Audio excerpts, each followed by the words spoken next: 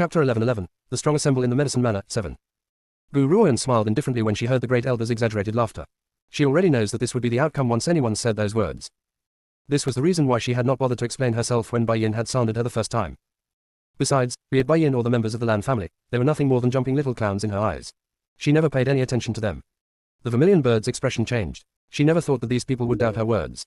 My master has always been Grand Lord Hong Lian's daughter. She holds Grand Lord Hong Lian's token in her hands. Everything I've said is true.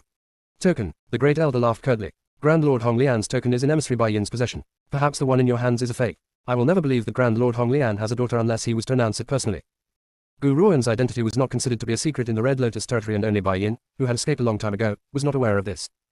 However, Grand Lord Hong Lian has incurred countless enemies. Aside from the Lin family of First City, he has many other rival forces. To prevent them from causing trouble for Gu Ruoan, he had this a secret. However, he never thought that his concealment of this fact would result in Gu Ruoan's current situation. Chi. Gu Ruoan noticed how the vermilion bird was about to continue her argument with those people and calmly cut her off. She then spoke in a clear and cold voice. Let them say whatever they want to say. Why waste your spit on them? There's no use in doing that. The vermilion bird still felt rather unsatisfied. However, she did not dare to oppose Gu Ruoan's order and could only suppress her fiery rage. Old man Jiang gaped, burning with questions. At that moment, Gu Ruoan turned to face him and gently nodded. This one action answered all of old man Jiang's questions. Instantly, he felt as if a stroke of lightning had flashed across the top of his head, stunning him on the spot.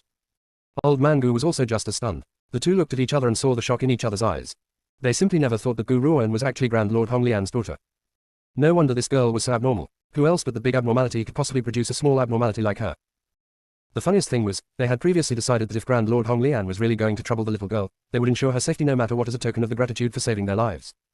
However, they never thought that the two would actually turn out to be father and daughter. As her father, why would Grand Lord Hong Lian possibly want to hurt his own daughter? Old man Jiang slowly exhaled as the corners of his lips carried a bitter smile. It was obvious that Gu Ruoan has truly shocked him today. His heart, which had been stretched for many days, finally relaxed. I will settle my grudge against the Lan family in the future. Gu Ruoan turned and glanced at Lan Shao before she looked back at the crowd and said, Now, I have other announcements to make. You all know who I am. I have completed my duties in the medicine sect during the general meetings. The medicine sect had given the Northern Bloc territory to me as a gift.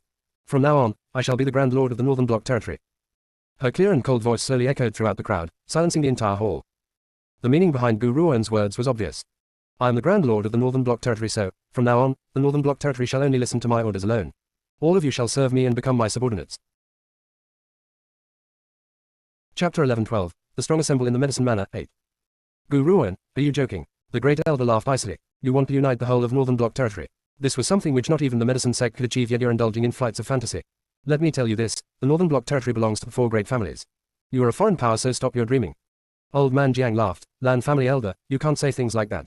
The medicine sect had never united the Northern Bloc territory because the medicine sect did not have this power. The Gu girl is not like them. As a pillmaster, be it power or influence, she has surpassed the medicine sect by a large degree. Hence, if she wishes to take the position of Grand Lord, it's not entirely impossible. Old man Jiang. The Great Elder's expression sank and he spoke in a dark voice. Could it be that you plan to rely on her? You're going to hand the Jiang family's estate, which has lasted for hundreds of years, over to an outsider. How are you going to face the forebears of the Jiang family? Old man Jiang smiled complacently. Elder of the Lan family, it seems that you are mistaken in this matter. Even if the Jiang family serves her, I will still remain as the master of the Jiang family. Nothing is going to change aside from the fact that we'll have an extra leader. Actually, old man Jiang did not have any objections against serving Gu Ruoan.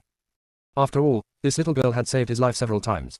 Logically speaking, he should repay her goodwill. Also, based on Gu Ruoan's powers, if the Jiang family were to serve her, they would only receive advantages. Old man Gu smiled as he declared gently, Hee, I really like this little girl. If we really do let her unite the Northern Bloc territory, this little girl and I would become family. That isn't too bad either. The Great Elder had never thought that these 2 old fellows would agree to such an absurd request. His expression sank even more. Old man Jiang, old man Gu, you're going to regret this.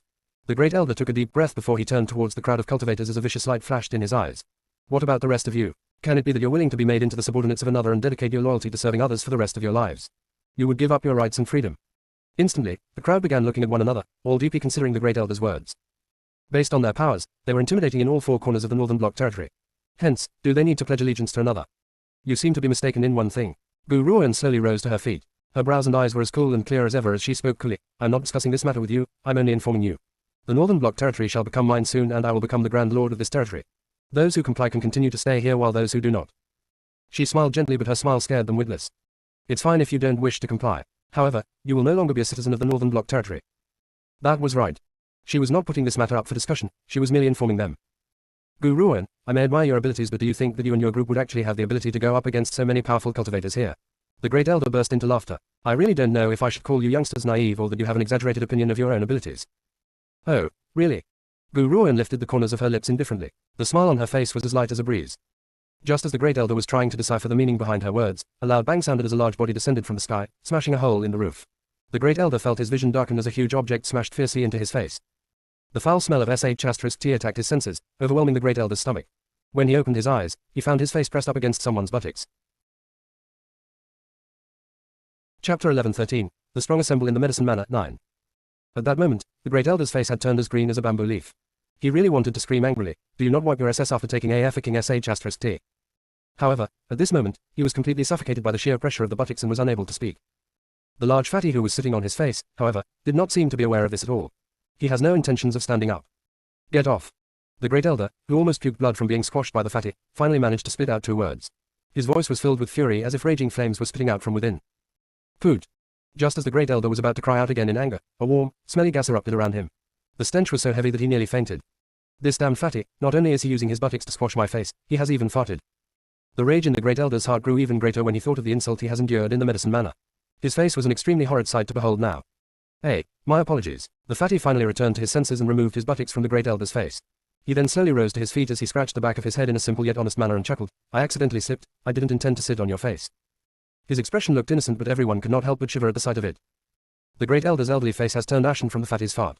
His pupils could not focus clearly. Even if he had not fainted from the stink, he would not have been able to determine his bearings. The crowd could not help but feel sorry for the great elder when they noticed his tragic expression.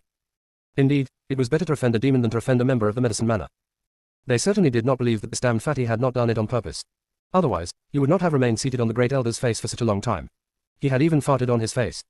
I'm going to say this one more time, but I won't repeat myself a 3rd time. Gu Ruoan ignored the uproar before her as she swept her gaze across the crowd. She then calmly explained, I've asked you all to come here not to discuss this matter with you but to inform you of my status.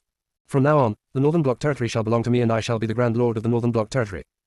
Her tone of voice was as serene as a gentle wind. However, those words were like heavy waves which slamming fiercely into the crowd, creating thousands of waves in their hearts. Then again, they have been used to their freedom, so how could they bow before another willingly? Everyone was now silent as if they were considering their countermeasures. The great elder was unconscious. Old man Jiang and old man Gu were clearly standing on Gu Ruoan's side.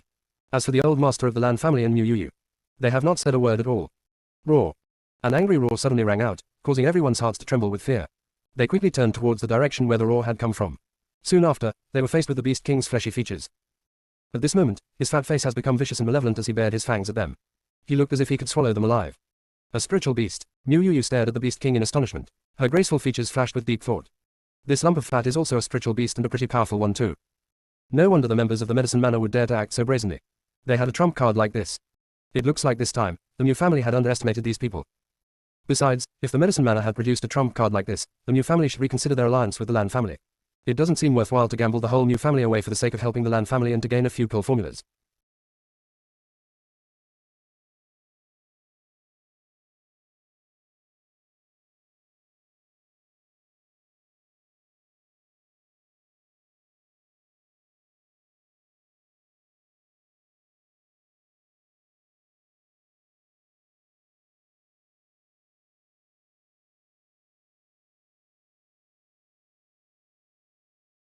Chapter 11:14. Grand Lord Hong Lian arrives. 1.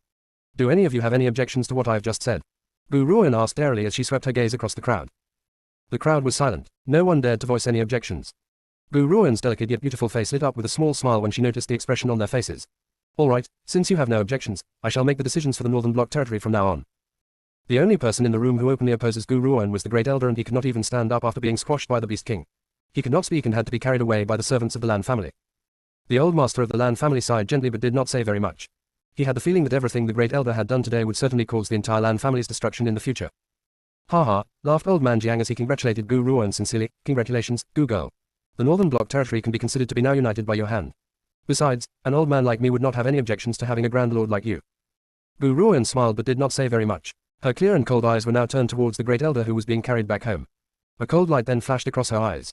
The old master of the Lan family sighed and shook his head exasperatedly. He took one last look at Gu Ruoan before he turned around and left as well. His waning footsteps clearly displayed his old age. Miss Gu, Mu Yu slowly stepped forward. There was an unreadable light in her pretty eyes. Even though I am here to represent my grandfather in this banquet, I will need to go back and discuss with grandfather on whether the Mu family will serve you before making a decision. What do you think? Gu Ruoan shrugged her shoulders and smiled in a nonchalant manner. Regardless of the outcome from the Mu family's discussion, my decision will remain the same. This means that no matter what, the Mu family must serve her. Otherwise, there will be no place for them in the Northern Bloc territory. Furthermore, this mainland has always honored the powerful. Hence, Gu Ruoan did not see anything wrong with her decision. This should be it. Meanwhile, a grim figure was standing tall in midair outside the city gates. His red robe fluttered gently in the wind as the man's handsome features lit up with a smile. Since Yunsa has arrived in the Northern Bloc territory, she must have headed to the Medicine Manor. Grand Lord Hong Lian's heart filled with excitement as he thought of the daughter whom he had not seen in a long while.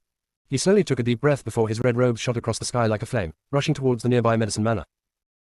In the Land family meeting hall, the great elder had a sunken look on his face as he sat down on a wooden chair.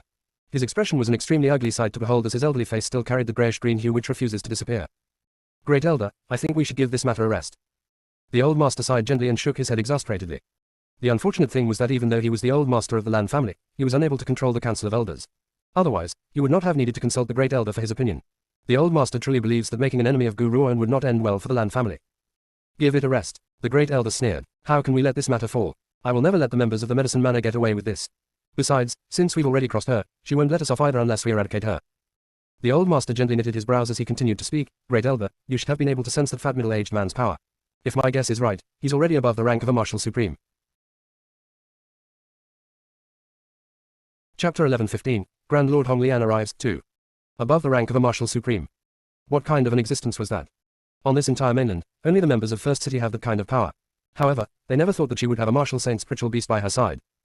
The great elder's eyes sank. Had he known from the start that Gu Ruoan holds a trump card like that in her possession, he would not have chosen to make an enemy of her either. Unfortunately, since he has already offended her, he had no choice but to carry on to the end. The great elder took a deep breath at the thought of this and spoke in a dark voice. We still have one last hope. That is Grand Lord Hong Lian. Even though he is a Marshal Saint as well, I believe that the spiritual beast is no match for Grand Lord Hong Lian. Furthermore, Gu Ruoan has offended the Red Lotus territory. As long as we ally ourselves with Grand Lord Hong Lian, she will die without a doubt. That was right. That madman, Grand Lord Hong Lian, had been able to defeat a Marshal Saint from First City while he was at the rank of a high-level Marshal Supreme. As long as the Grand Lord steps in, 100 Gu Ruoans would not be enough to kill him. Hence, this was really why he had dared to act with such arrogance. Slam! Suddenly, the meeting room's door swung open and a guard rushed in. Before he even had the chance to explain himself, he heard the great elder chiding him. Who gave you the permission to barge into my meeting hall? The great elder's voice was eerily cold and carried an air of murderous bloodlust. The guard was so frightened that he hurriedly knelt to the ground and replied as he trembled, reporting to the old master, Elders. I have some news to share. HMPH. The great elder scoffed icily before he replied eerily, you better explain and tell us what is so important that you would behave so disobediently. Otherwise, I will kill you now. Great elder, the guard shivered a little as he lowered his head and hurriedly replied, this information has just arrived from someone stationed outside the city gates. They said that a man who looks very much like Grand Lord Hong Lian has just entered Main City and is headed towards the Medicine Manor. The great elder was hit with a wave of shock when he heard this. It was then followed by a wave of joy and his heart could not help but leap in his chest. Is this true? Reporting to Great Elder, everything I've just said is true. The man in red robes really looked very much like Grand Lord Hong Lian. That's why I've come to inform the elders of this, the guard replied as he trembled with fear. Even his voice was shaking. Good, ha ha ha. The great elder threw his head back and burst into laughter which echoed throughout the meeting hall. Servants, we're going back to the Medicine Manor immediately. There's one more thing, inform Miss Bai Yin and the members of Wood Manor. Tell them that we're going to witness a great show. By his reckoning, since Grand Lord Hong Lian has arrived, the Medicine Manor's doomsday should not be too far off. Gu Ruoan, I'd like to watch and see what you're using to declare a personal fiefdom over the Northern Bloc territory. Scoffed the great elder with an eerie smile on his face. Besides, you won't be able to ensure your own safety very soon. It's your fault for having delusions over Grand Lord Hong Lian. Meanwhile, Mu Yu had returned to Wood Manor and had just described everything which had happened in the Medicine Manor in a practical manner.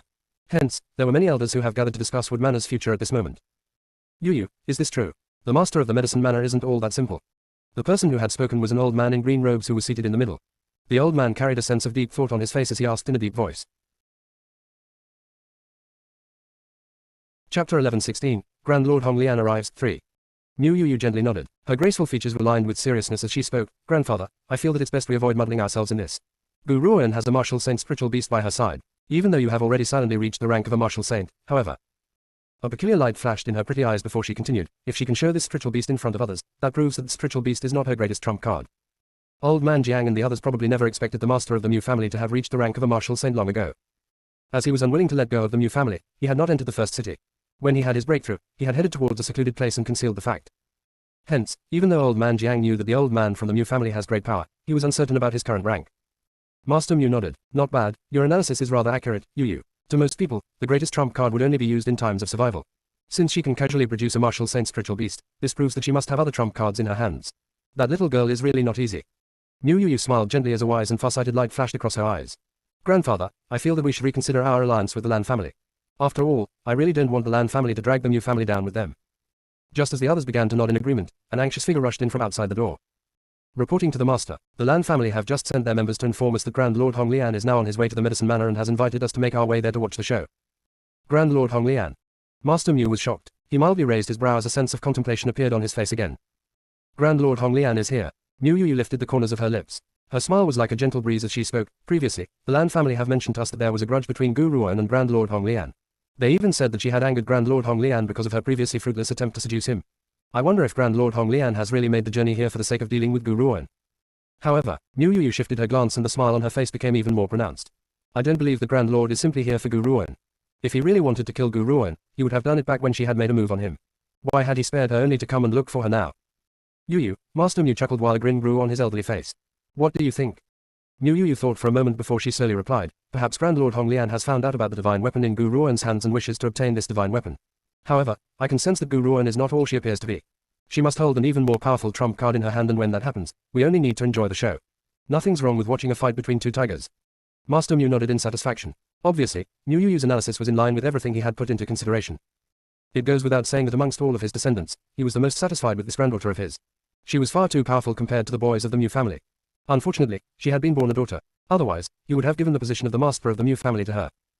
Good. As the Lan family has invited us to enjoy the show, you shall lead the Mu family members to the Medicine Manor to enjoy that show thoroughly. Perhaps this show would help the Mu family to make our final decision.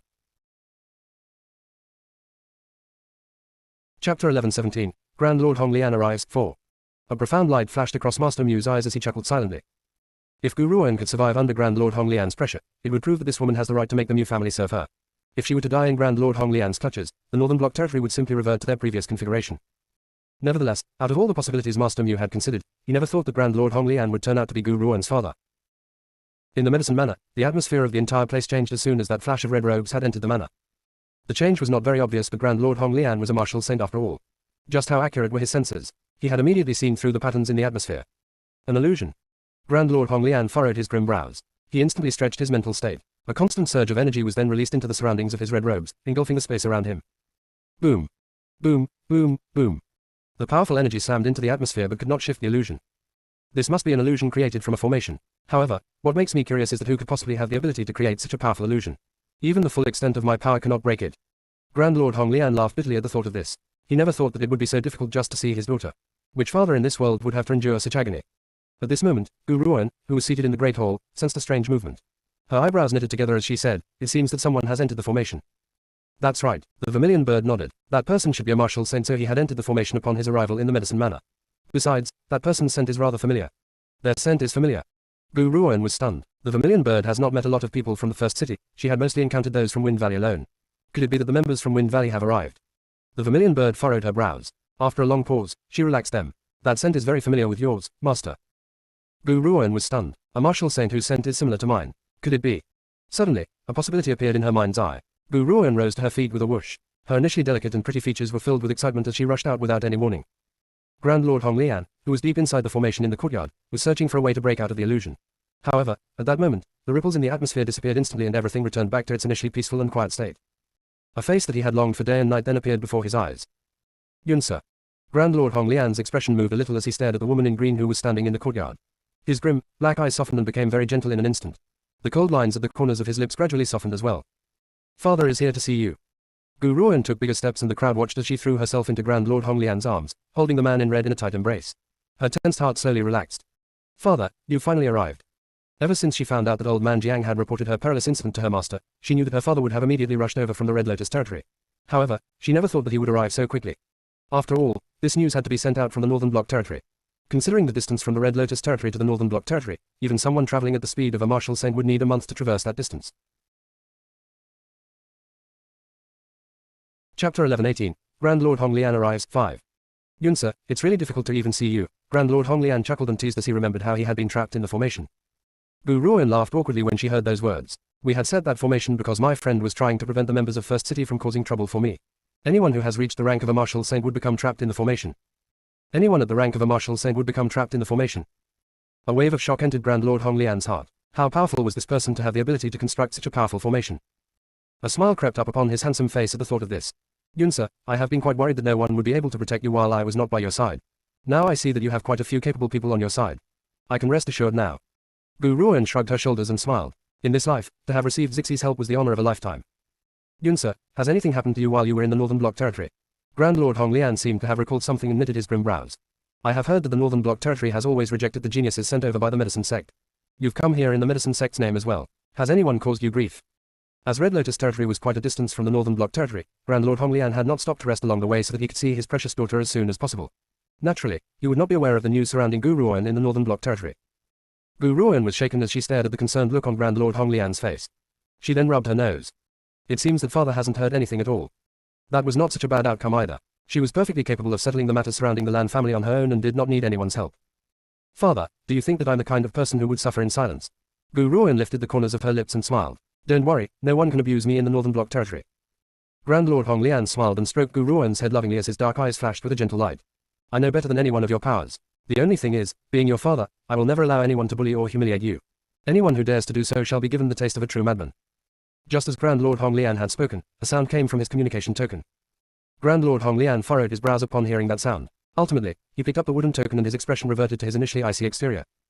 Grand Lord, I finally managed to contact you. I've been trying to call you through the communication token for a while now. Why didn't you answer?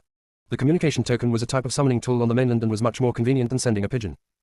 If one wishes to create a communication token, one must first seal both parties' mental energies in the communication token, then call each other through their mental energies.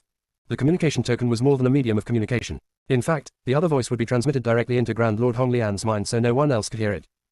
However, to make a successful call through the communication token, one must do it when the other party was completely at ease.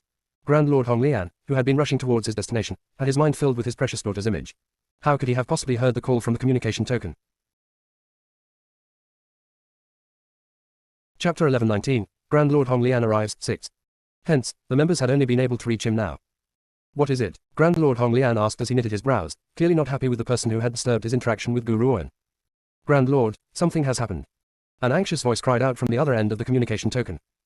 Something has happened. Grand Lord Honglian's brows furrowed even further as he replied icily, regardless of what has happened, it can be settled once I've returned to the Red Lotus territory.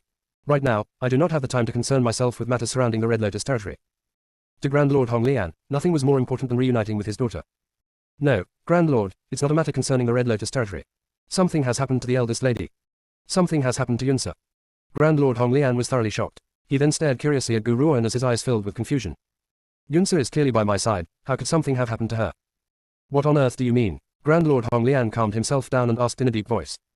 Grand Lord, the eldest lady had run into some trouble in the Northern Bloc territory a while ago.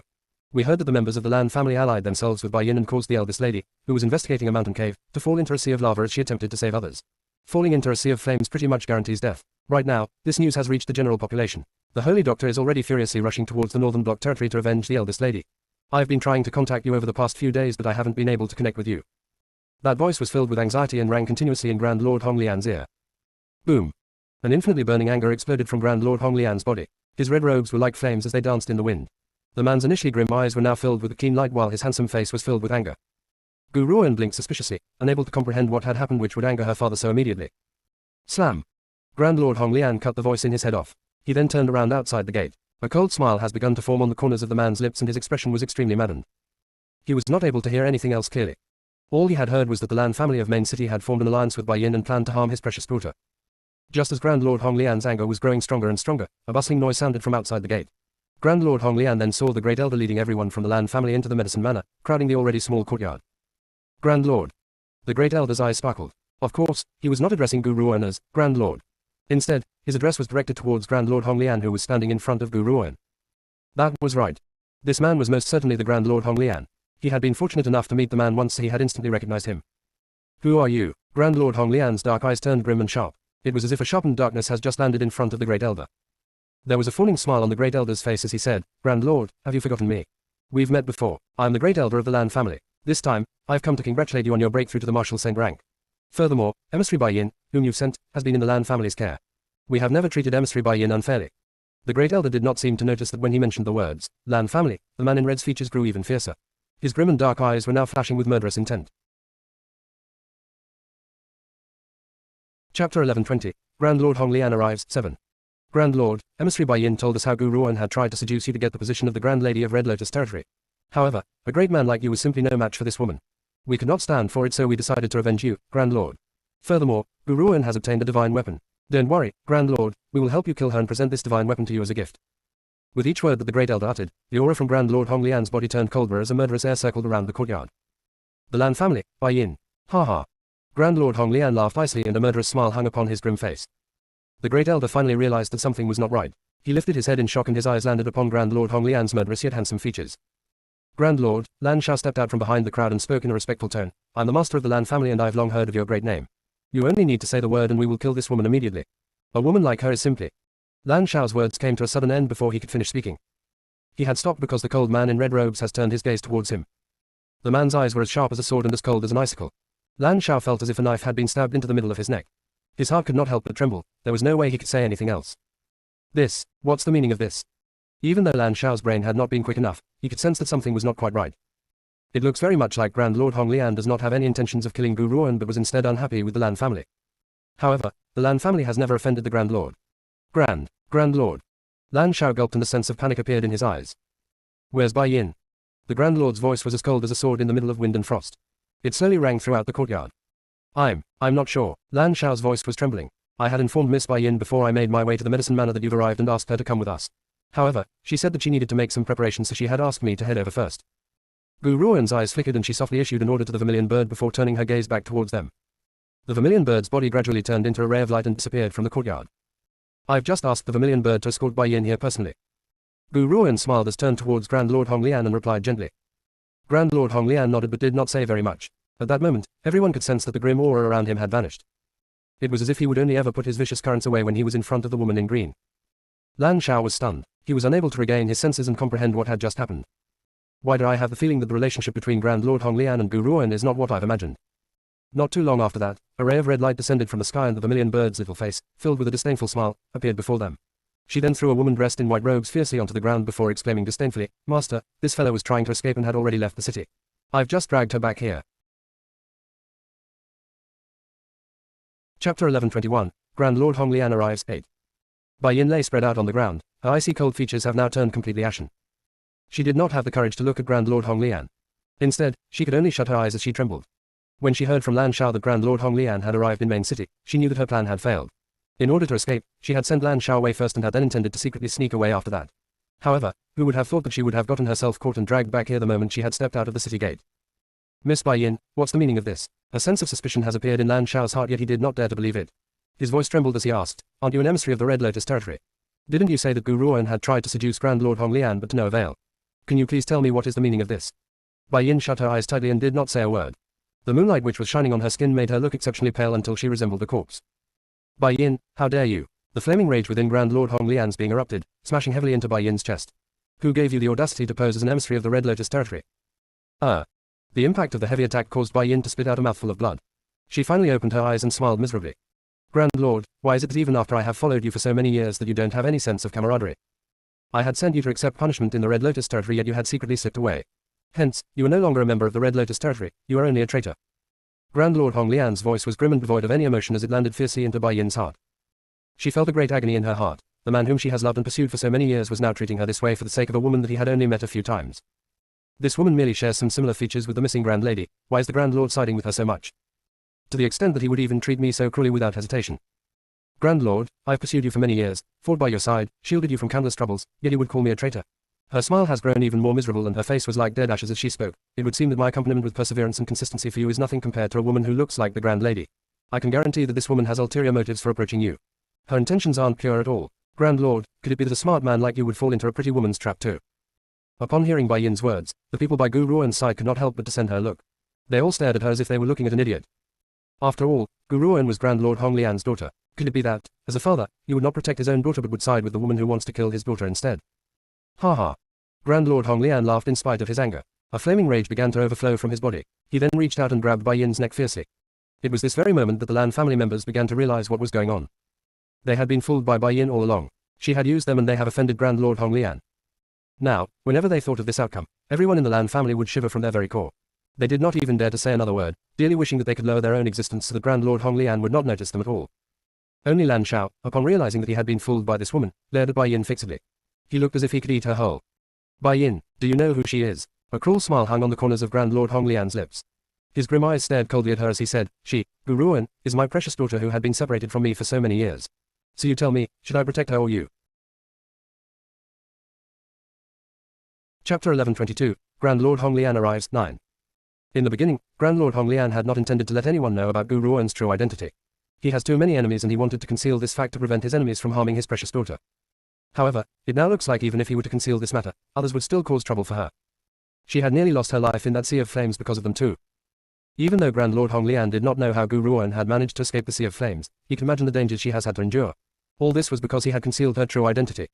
Hence, the Grand Lord was now experiencing remorse and anger at the same time, causing a surge of power in his large hands. He will not leave anyone who has harmed his precious daughter alive. Boom. Those words exploded like a stroke of lightning in Bai Yin's mind, causing her lips to tremble. She widened her pretty eyes which were filled with disbelief. Gu Ruoan is the Grand Lord's daughter. How can this be? The person that I have been jealous of was actually his daughter. The Lan family were in a greater state of panic than she was. After all, they had believed Bai Yin's claims and had thought that Gu Ruoan was a SLT who wanted to seduce Grand Lord Hong Lian. However, they never thought that Bai Yin, whom they had believed to be an emissary of the Red Lotus territory, was a traitor. Furthermore, the person they wanted to go against was Grand Lord Hong Lian's own flesh and blood. They were finished. This time, they were completely finished. Instantly, the hearts of everyone in the Lan family turned as silent as dead ashes. They did not even have any intentions of fighting back. After all, they had offended the madman, Grand Lord Hong Lian. Regardless of how one was to fight back, it would be useless. Instead, the death would become even more tragic. All this had been brought on by that woman, Bai Yin. If it had not been for her, the Lan family would never have formed a grudge against Gu Ruoan nor would they have directly offended Grand Lord Hong Lian. Bai Yin gaped. Her pale face was clearly desolate. She wanted to speak but felt her throat tighten and could not make a sound. All she could do was to stare pleadingly at Grand Lord Hong Lian. If she had known that Gu Ruoan was Grand Lord Hong Lian's daughter, she would never have offended her. She would even have tried to gain her favor. However, she had placed this woman in the position of a love rival which had then resulted in the outcome today. Bai Yin, do you have anything else to say now? A murderous intent flashed in the corner of Grand Lord Hong Lian's eyes as his crimson robes fluttered in the wind, carrying a powerful murderous intent. Bai Yin gently shut her eyes. After a long pause, she opened her eyes again and, with all her might, croaked her answer. Please, Grand Lord, grant me a peaceful death. She knows that based on the Grand Lord's methods, she could not possibly survive this. All she could hope for was a death without any pain. This was her last wish. Peaceful. Grand Lord Hong Lian laughed icily and flung Bai Yin's body fiercely onto the ground with a loud thud. His voice was cold and grim as he continued, you had nearly caused my precious daughter's death, do you really think that I would grant you a peaceful death? She is my dearest treasure. Even I could not bear to lay a hand on her yet you dare have the audacity to hurt her. Bai Yin's heart trembled when she heard his cold and emotionless voice. This man is exceptionally cruel and he always will be. Even if I had pursued him for many years, he still would not consider our camaraderie. Could it be that he would only ever show his gentle side in front of Gu Ruoan or the great lady's portrait? Now, you would not even grant me a peaceful death. Chapter 1123, Deep Feelings, 1. Whoosh. As Bai Yin stared hopelessly, the man in red raised a wave of powerful flames from within his body. The flames instantly engulfed Bai Yin, causing her to let out a heart-wrenching scream. Ah. Ah. Bai Yin's throat has become hoarse and her hoarse screams caused everyone's hearts to shiver. The Lan family members could not help but shudder as well. As they stared at Grand Lord Hong Lian's cold and merciless eyes, they felt a deep and terrifying sensation crawling out from their hearts, causing them to tremble incessantly. This man was just as cold and heartless as the rumors say. He would even burn this woman, who had pursued him for many years, so cruelly while she was alive. What more anyone else? The Lan family members' hearts were eroded with remorse at the thought of this. If they were given a chance to do it all over again, they would never have fallen under Bai Yin's spell. Grand Lord, I beg you to please grant me death. Bai Yin's trembling voice slowly echoed through the silent courtyard. Her face has become twisted with agony in the flames. At this moment, to Bai Yin, death was a welcome release. Your ending is to remain in the flames and await the complete destruction of your soul. The man's voice was just as cold as ever but also heavily eliminated Bai Yin's final hope. Her expression had changed from its initial terror to the color of dead ash as she stared in despair at the handsome face before her. She had loved this man and he had caused her so much agony for so many years. Now, in contrast with the scorching pain on her body, this man's heartlessness and cold distance caused her even greater agony. If she could not be free from this kind of agony, death was better than life. Hee. Suddenly, she laughed and her smile was extremely desolate. Her laughter continued to the end, growing louder and louder. It also became increasingly mournful like a ghostly wail. It made one's hair stand on end. Grand Lord, if I were to be reborn, I hope that I'll never meet you again. If she had not met this man, she would not have wasted her life away and would never have had to endure such a tragic end. Up until now, Bai Yin still does not believe that she had done anything wrong. She believes that her only and greatest mistake was to fall in love with a man that she should not have fallen for. For the sake of this man, she would have gladly sacrificed her life. However, she only holds a superficial existence in this merciless man's heart. How could she not feel hurt? Even now, you're still unaware of your sins, asked Grand Lord Hong Lian as he looked at the woman in white who was burning up in the flames. He stared dominantly at her and continued, you are jealous by nature and have a vicious heart. Time and time again you've crossed my precious daughter.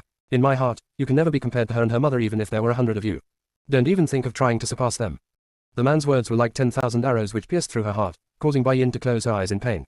After a long pause, she opened her eyes again and stared at Grand Lord Honglian hurtfully. Grand Lord, if the Grand Lady never existed in this world and if I had met you first, would you have fallen for me? She asked. At that time, was it not because of the Grand Lord's sincere outpouring of feelings towards the Grand Lady's portrait that had moved her and caused her to waste her life away? Hence, many a time, Bai Yin had deeply considered this question. If she had been the one who had met the Grand Lord first, would this man have turned out to be just as devoted to her? Chapter 1124, Deep Feelings 2. That was right. Grand Lord Honglian was indeed known to be cold and unfeeling in the eyes of the world.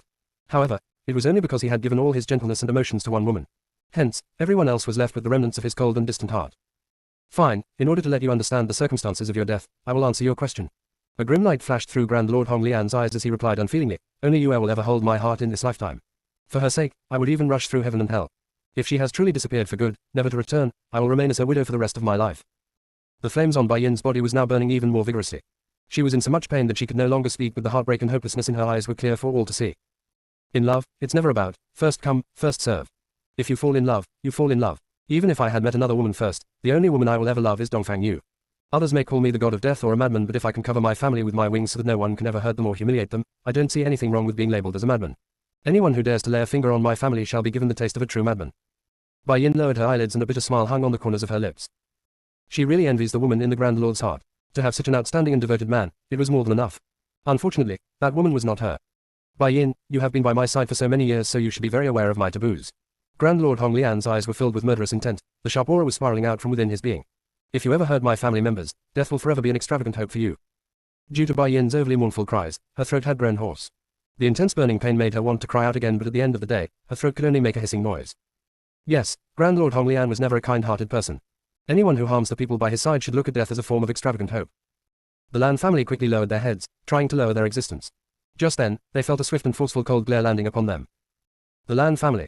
Grand Lord Honglian gently curled the corners of his lips. A smile then formed on his grim features, but it was full of murderous intent. You should rejoice over the fact that my daughter is still alive. Otherwise, there's no need for the Northern Bloc territory to continue to exist.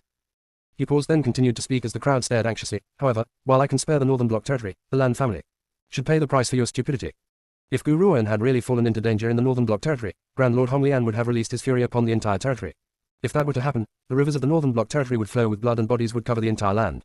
It was a good thing that Gu Ruoan had survived. Therefore, Grand Lord Honglian had spared his grief from the rest of the people in the territory this time. However, for the Lan family who had joined forces with Bai Yin to hurt Gu Ruoan, there was no need for any mercy. Thud. The great elder was so terrified that he knelt on the ground and trembled. He then glared at Lan Shao angrily and bellowed with a fury that extended to the sky, Lan Shao, this is all your fault. If you had not believed Bai Yin's words so easily, the Lan family would never have fallen into such miserable circumstances. Furthermore, you were the one who had told us about the grudge between Grand Lord Honglian and Gu Ruoan. Hence, you beastard, you are responsible for pushing the Lan family into this misery. How will you ever face the Lan family's ancestors in the future? Chapter 1125, Deep Feelings 3. A sense of terror appeared on Lan Shao's face and he bit his pale lips. He never expected Bai Yin to be an impersonator who had posed as an emissary of the Red Lotus territory and the Gu Ruoan, whom they have allied themselves against, to turn out to be Grand Lord Honglian's biological daughter. Heavens, how could I have made such a stupid decision? The more Lan Shao thought about it, the more his mind filled with fear. He then glared fiercely at Bai Yin, who was being slowly burned alive. If it had not been for the fact that Bai Yin was covered with flames right now, he would have rushed over to kill this woman. Grand Lord, I was really unaware that Gu Ruoan was your daughter. Lan Shao threw himself down and knelt on the ground as he spoke in a trembling voice. If I had known the truth, I would never have treated her this way. I had acted that way because I had been fooled by this SLT, Bai Yin. I beg you to spare the Lan family on account of my ignorance. Grand Lord Honglian laughed icily and replied in a grim voice, the Lan family's greatest mistake is your ignorance of the truth and to stupidly allow yourselves to be fooled by Bai Yin. Hence, why should I spare you? We really had no idea that she was your daughter. Lan Shao was now panicking, especially after he had witnessed Bai Yin's fate. His heart was now filled with even greater fear. Humans make mistakes, so why don't you give us a chance to change? Ha ha ha. Grand Lord Honglian laughed maniacally. His domineering laughter filled the sky and the sound of it was excruciatingly painful to Lan Shao's ears. That's true, humans do make mistakes. However, why should my precious daughter have to pay for your mistakes? I don't care whether want to correct your mistakes or not. Forget about the fact that my daughter had nearly died in a sea of flames because of you. Even if she had suffered the slightest hurt, I want the Lan family to pay with your lives. Boom.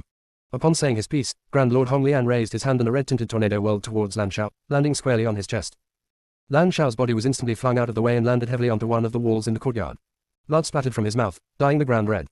Standing right in front of him was a figure dressed in red robes which were fluttering in the wind, carrying an air of murderous intent. Lan Shao raised his brows in astonishment, but before he could say another word, he could only watch as a leg landed fiercely on his wrist. Crack. Ah. The snapping sound of his bone breaking echoed in the air. After that, agonized squeals, much like a pig being slaughtered, rang out in the courtyard. Lan Shao's face was twisted in agony as large beads of sweat began to roll down his face. It was so painful that he almost could not bear it. From now on, the Lan family shall no longer exist in the Northern Bloc territory. At this moment, numerous powerful cultivators had gathered outside the medicine manor. Before they could grapple with the fact that Gu Ruoan was actually Grand Lord Honglian's daughter, they heard the man's cold and unfeeling voice. The Lan family shall no longer exist in the Northern Bloc territory. This declaration has determined the Lan family's final tragic fate. Perhaps the Lan family never expected the outcome of their 100-year legacy being destroyed because of one stupid decision. The old master of the Lan family did not say very much. At this moment, everyone could sense that he had aged incomparably in an instant. Even his once perfectly straight back had become hunched. Perhaps he was the only one who had known from the moment the Great Elder had decided to willfully carry on his own way that this would be the Lan family's fate. Chapter 1126, Deep Feelings, 4. The old master's deepest regret was that he had not put enough effort to stop the Great Elder. Otherwise, the Lan family would never have thoroughly offended Grand Lord Honglian. Mu Yuyu, who was standing in the midst of the crowd, started to back away. She was silently rejoicing as she had escaped the dire circumstances that the Lan family had encountered this time. After all, even though the master of the Mu family had broken through to the Marshal Saint rank, he was no match for a madman like Grand Lord Honglian. Come, we shall return to the Mu residence and report this matter to my grandfather. Mu Yuyu showed no signs of hesitation as he led the Mu family members away from the crowd. She had no intention of saving their former allies, the Lan family, at all. On this mainland, where only the strong were revered, this was the reality of it all. If someone had power, many would wish for their favor. However, once they had befallen on hard times, that relationship will be considered redundant. No one would remember the good rapport they had once had. This was the current situation for the Lan family. Yunsa, Grand Lord Honglian no longer bothered to look at those eyesores and turned to approach Gu Ruoan. His cold features became gentle and his eyes filled with tenderness as he said, I'll send some of my subordinates over to deal with them. On the other hand, we haven't seen each other for so long. I'm curious about what had happened to you after you had arrived in the Northern Bloc territory. Gu Ruoan smiled. She did not ask Grand Lord Honglian what his plans were for the Lan family. However, she knows that the Lan family's fate would be a horrible one. All right. She nodded and smiled gently. Let's go then, it's not worth dirtying your hands over these people. Let your subordinates handle them. Oh, you're my little girl. Grand Lord Honglian smiled as he stroked Gu Ruoan's head. The love in his eyes was more than words could describe. Haha, since that's the case, we shall have a good chat. If you were here. The atmosphere instantly turned very silent. The smile on Grand Lord Honglian's face had disappeared. It was replaced by a hint of agony in his gaze as if he had just remembered his long-lost wife. Father, don't worry. Once I've broken through to the Marshal Saint rank, I'll journey towards the first city. By then, we will definitely discover Mother's whereabouts, said Gu Ruoan earnestly as she held Grand Lord Honglian's hand. Grand Lord Honglian laughed bitterly. I've longed for our family's reunion for so long, but I don't know when our family will truly be reunited. His dream for many years was to reunite his family. Unfortunately, despite his many years of effort, he could not find the woman who haunts his thoughts every day. Gu Ruoan did not say very much. However, she made a decision in her heart that she would achieve her breakthrough as quickly as possible so that she could journey forth towards the first city. She has a feeling that her family could be reunited only when she has entered the first city. The night was calm and peaceful. The night wind brushed against the air and the rustling of leaves sounded from outside the window. Gu Ruoan gently closed her eyes as she lay on her bed in her chambers. She had not completely gone into a deep sleep, so she managed to detect a small sliver of aura which slipped in from outside the house. However, she did not make any movement but remained with her eyes gently shut as if she had not sensed a thing. A hand landed gently on her face and trailing tenderly down towards her neck. The hand moved so gently as if it was stroking a most beloved object. She then felt a warm sensation washing over her lips. Gu Ruoan's brows moved a little, but she did not open her eyes and allowed the man to softly kiss her lips. Chapter 1127, Deep Feelings, 5. The man carefully tasted her lips before his hand began to move in a dishonest manner as it trailed down from her neck. Just as his hand reached her stomach, another tender hand grabbed it. The woman, whose eyes had been gently closed, suddenly opened her eyes. A small smile had appeared on the corners of her lips. Xiao Yi, when have you become so vulgar? The man that Gu Ruoan was staring at smiled gently. His blood-red eyes were filled with deep love and joy. His smile shone as brilliantly as the sun on his peerlessly beautiful face. Even though Gu Ruoan had known this man for many years, she was still deeply mesmerized by his features. Not many others would have such beautiful features as well. I only wanted to find out how much longer do you plan on pretending to sleep. His smile was very beautiful and deeply moving. However, it would only be shown to one person. That was right. Gu Ruoan had sensed Chanbei Yi's presence the moment he had appeared. Otherwise, he would never have been able to enter her room so smoothly. Of course, what Gu Ruoan did not know was that even if she had secretly shut herself in the formation, Chanbei Yi would have been able to charge out of it sooner or later after some time and based on his level of power. I also want to find out what you planned to do to me while I was asleep. Gu Ruoan shrugged her shoulders as she smiled gently at the man's peerlessly beautiful features. The man curled his lips and smiled as his red pupils stared deeply at the woman on the bed. The smile on his lips then grew even more pronounced. Yunsa, I'm back. The deep love in that sentence struck a chord in Gu Ruoan's heart. She no longer cared about anything else as she immediately threw herself into Chanbei Yi's embrace. She hugged him tightly as she let go of all of her longings during the past few days. Xiao Yi. She no longer spoke in that cold and clear tone she typically uses in front of others. Instead, her voice was now full of gentleness and was enveloped with a deep yearning. Chan Bei-yi's peerless features softened as he lowered his head towards the woman in his arms. He then leaned over and kissed the pair of lips which he had yearned for day and night. Her lips were just as soft as ever, carrying the only sensation that captivated him. Perhaps, in this lifetime, only this woman could pull at his heartstrings so easily. Her every kiss, every word, and every expression made his heart skip ceaselessly. No one else could hold his heart but her alone. Yunsa. After a long pause, Chan Bei-yi released Gu Ruoan's lips but the deep love in his eyes remained. There was a mesmerizing smile on his peerless features. After we've found your mother, let's get married. Wouldn't that be great? Gu Ruoan nodded as a smile crept up on her face. All right. This was her promise to him. Once our family has been reunited, we shall have a wedding. Chan Bei-yi pulled Gu Ruoan into his embrace once again. The smile on his face was so beautiful that everything else on heaven and earth seemed to pale in comparison. Don't worry, I'll find mother-in-law as soon as possible. By then, you will be able to marry me in peace. By the way, father-in-law had previously interrupted us during that matter. So, are we? Gu Ruoan became dazed before she suddenly regained her senses and understood what Chan Bei-yi was alluding to. Previously, back in Drifting Wind Country 1, she had agreed to give herself to Chan Bei-yi. However, her father had unexpectedly paid her a visit, so Chan Bei-yi, who was at the most critical moment, had been interrupted by her father. Chapter 11:28, Deep Feelings, 6. A hint of embarrassment flashed across Gu Ruoan's face. Nevertheless, she lifted her head to look at Chan Bei-yi's expectant face and nodded in agreement. All right. Chan Bei-yi's heart leaped in his chest as he lifted his hand and pulled Gu Ruoan into his embrace. He then carried her towards the large bed and carefully lay her down. His movements were particularly gentle, as if he was holding a precious jewel, afraid he might accidentally hurt her. Yunsa. He gently murmured Gu Ruoan's name, then bent down to kiss her lips. As their lips met, he dispersed his mental energy throughout the entire medicine manor. He had clearly raised his vigilance due to his previous failure. If anyone were to get anywhere near this bedchamber, he would sense them immediately. Gu Ruoan gently closed her eyes and surrendered herself to Chan Bei-yi's gentle kiss. Just as she was at the peak of enjoyment, she felt a warm sensation dribbling from her lower abdomen, causing her body to shake. Yi, hi. Chan Bei-yi released her lips and gazed with deep love at the woman who was lying beneath him. He raised his brows and asked, what is it? Don't worry, no one will interrupt us now. That's not it. Gu Ruoan looked a little embarrassed as she replied weakly, I think it's that time of the month for me. Chan Bei-yi was stunned by Gu Ruoan's response. He then smelled the faint scent of blood in the air. It was almost discernible as it wafted within the bedchamber. It was likely that no other man in this world was as unlucky as Chan Bei-yi. During the first time, just as his love had gone into the deep abyss, his own father-in-law had gatecrashed the party and interrupted him. He had no choice but to squash all his urges and restrain himself. This time, he had taken many precautions and refused to let anyone else disturb them. Who would have thought that Gu Ruoan would end up getting her period now? Deep down, Chan Bei-yi was about to go mad, but he did not show it on his face. Instead, he pulled the quilt up onto Gu Ruoan's body and gently pulled the woman closer into his arms. He then smiled and said, it's late now, let's get some rest. Gu Ruoan nodded gently but could not wipe the embarrassment from her face. She never expected her period to arrive at such an unfortunate time. Chan Bei-yi was feeling extremely uncomfortable right now as he was holding his beloved but could not do anything about it. It was an absolutely unbearable feeling, yet he could not bring himself to hurt her. All he could do was to concentrate all his spiritual energy into forcibly restraining his urges and pushing him back to where they had come from. Even though there were many nights when Chan Bei-yi had hugged Gu Ruoan to sleep just like this, Gu Ruoan had not agreed to surrender herself to him back then. Hence, he had been able to endure it. Now, however, he had clearly received her permission but could not do anything. Who could tolerate this kind of frustration? Chan Bei-yi exhaled and the bitter smile hung on his lips. He pulled his arms closer and held the woman in his arms even tighter. Yi. Gu Ruoan tried to speak but the words would not come to her. Yunsa. Chan Bei-yi's gaze landed upon the woman's lucid and elegant features. His red eyes were filled with a gentle smile. As long as I can hold you to sleep, that's enough too for me. Don't worry, since you've promised to be with me, I'm not anxious about this moment. Gu Ruoan placed her head on the man's chest as a gentle smile played on her lips. Once I've found mother, we can get married. Chapter 11:29, Deep Feelings, 7. Once she had finished speaking, she lowered her eyelids and the thoughts behind her clear and cold gaze were shrouded in mystery. Only her face carried a sense of determination. First city.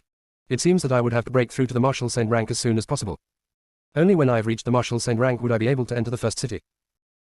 Grand Lord Hong Lian had intended to visit his precious daughter first thing in the morning. Who would have thought that upon reaching her door, the door would be pushed open and a flash of red robes would step out from within. When he lay his eyes upon the peerless man who had emerged from the room, Grand Lord Hong Lian was in a daze. He then asked, what are you doing here? Furthermore, this man had emerged from his daughter's room. Could it be that he was sleeping here last night? Grand Lord Hong Lian felt a twisting and sour feeling in his heart. Indeed, when a girl was of age, she must be married off. She had not even begun to experience the joys of a father and daughter relationship, yet she has already been snatched up by this piece of sh*t. Chan Bei-yi noticed Grand Lord Hong Lian as well, and a smile appeared on his peerless face. Father-in-law, I'm obviously here for Yunsa. Who are you calling father-in-law? Grand Lord Hong Lian glared at Chan Bei-yi before he scoffed and said, I haven't recognized you as my son-in-law. Even though you've gotten together with my precious daughter, if you wish to make her your wife, you'll have to get past me first. Yunsa has already promised me that once we've found mother-in-law, she shall marry me. Boom. His announcement was like a stroke of lightning on a clear day, crashing into Grand Lord Hong Lian and rendering him unable to make sense of his direction. My daughter has agreed to marry this damned kid. Grand Lord Hong Lian's heart shattered when he heard Chan Beiyi's words. He then glanced up at the sky sorrowfully. You heir, our daughter is all grown up and she wants to get married now. We haven't even enjoyed domestic bliss with our daughter and she's going to run off with someone else. I had thought that we could have her to ourselves for another 2 to 3 years, but when a girl is of age, she must be married off. We can't hold her back. Chan Beiyi curled his lips at the sight of Grand Lord Hong Lian's sorrowful face. I have no father or mother and I am all on my own. Therefore, I can be your adopted son-in-law. Grand Lord Hong Lian, who was in the midst of sorrow, suddenly revived when he heard this. Are you speaking the truth? Chan Beiyi looked at Grand Lord Hong Lian and slowly replied, for her sake, I am willing to become an adopted son-in-law. That was right, he was willing to become an adopted son-in-law only for Gu Ruo's sake. Grand Lord Hong Lian began to feel a lot better. At least his daughter would not be snatched away by some random man but had brought one home instead. At least you are tactful enough, kid. However, if you wish to marry my daughter, I'll need to evaluate your behavior. Grand Lord Hong Lian looked at Chan Beiyi and said, if I ever find out that you've bullied her, I won't let you get away with it. Don't worry, even without your warning, I know the right thing to do. A determined light flashed in Chan Beiyi's red eyes. Besides, I won't let anyone harm her. Grand Lord Hong Lian said nothing else as he took one last look at Gu Ruo's room before he turned and headed out towards the courtyard. However, a smile appeared on his initially cold and grim face as soon as he had turned around. He does not wish for Gu Ruo to get married so soon because they have finally managed to find each other with great difficulty after being separated for so many years. However, his daughter was about to run off with someone else. Still, if Chan Beiyi was willing to become their adopted son-in-law, that would be another issue entirely. Not only will his precious daughter get to stay with him, she would also bring the man into their home too. No matter how he looked at it, it was a beneficial arrangement for him. Chapter 1130, Deep Feelings 8. Wait a minute. Suddenly, Grand Lord Hong Lian seemed to remember something and a fiery rage rose within his being. So what if Chan Beiyi is willing to become our adopted son-in-law?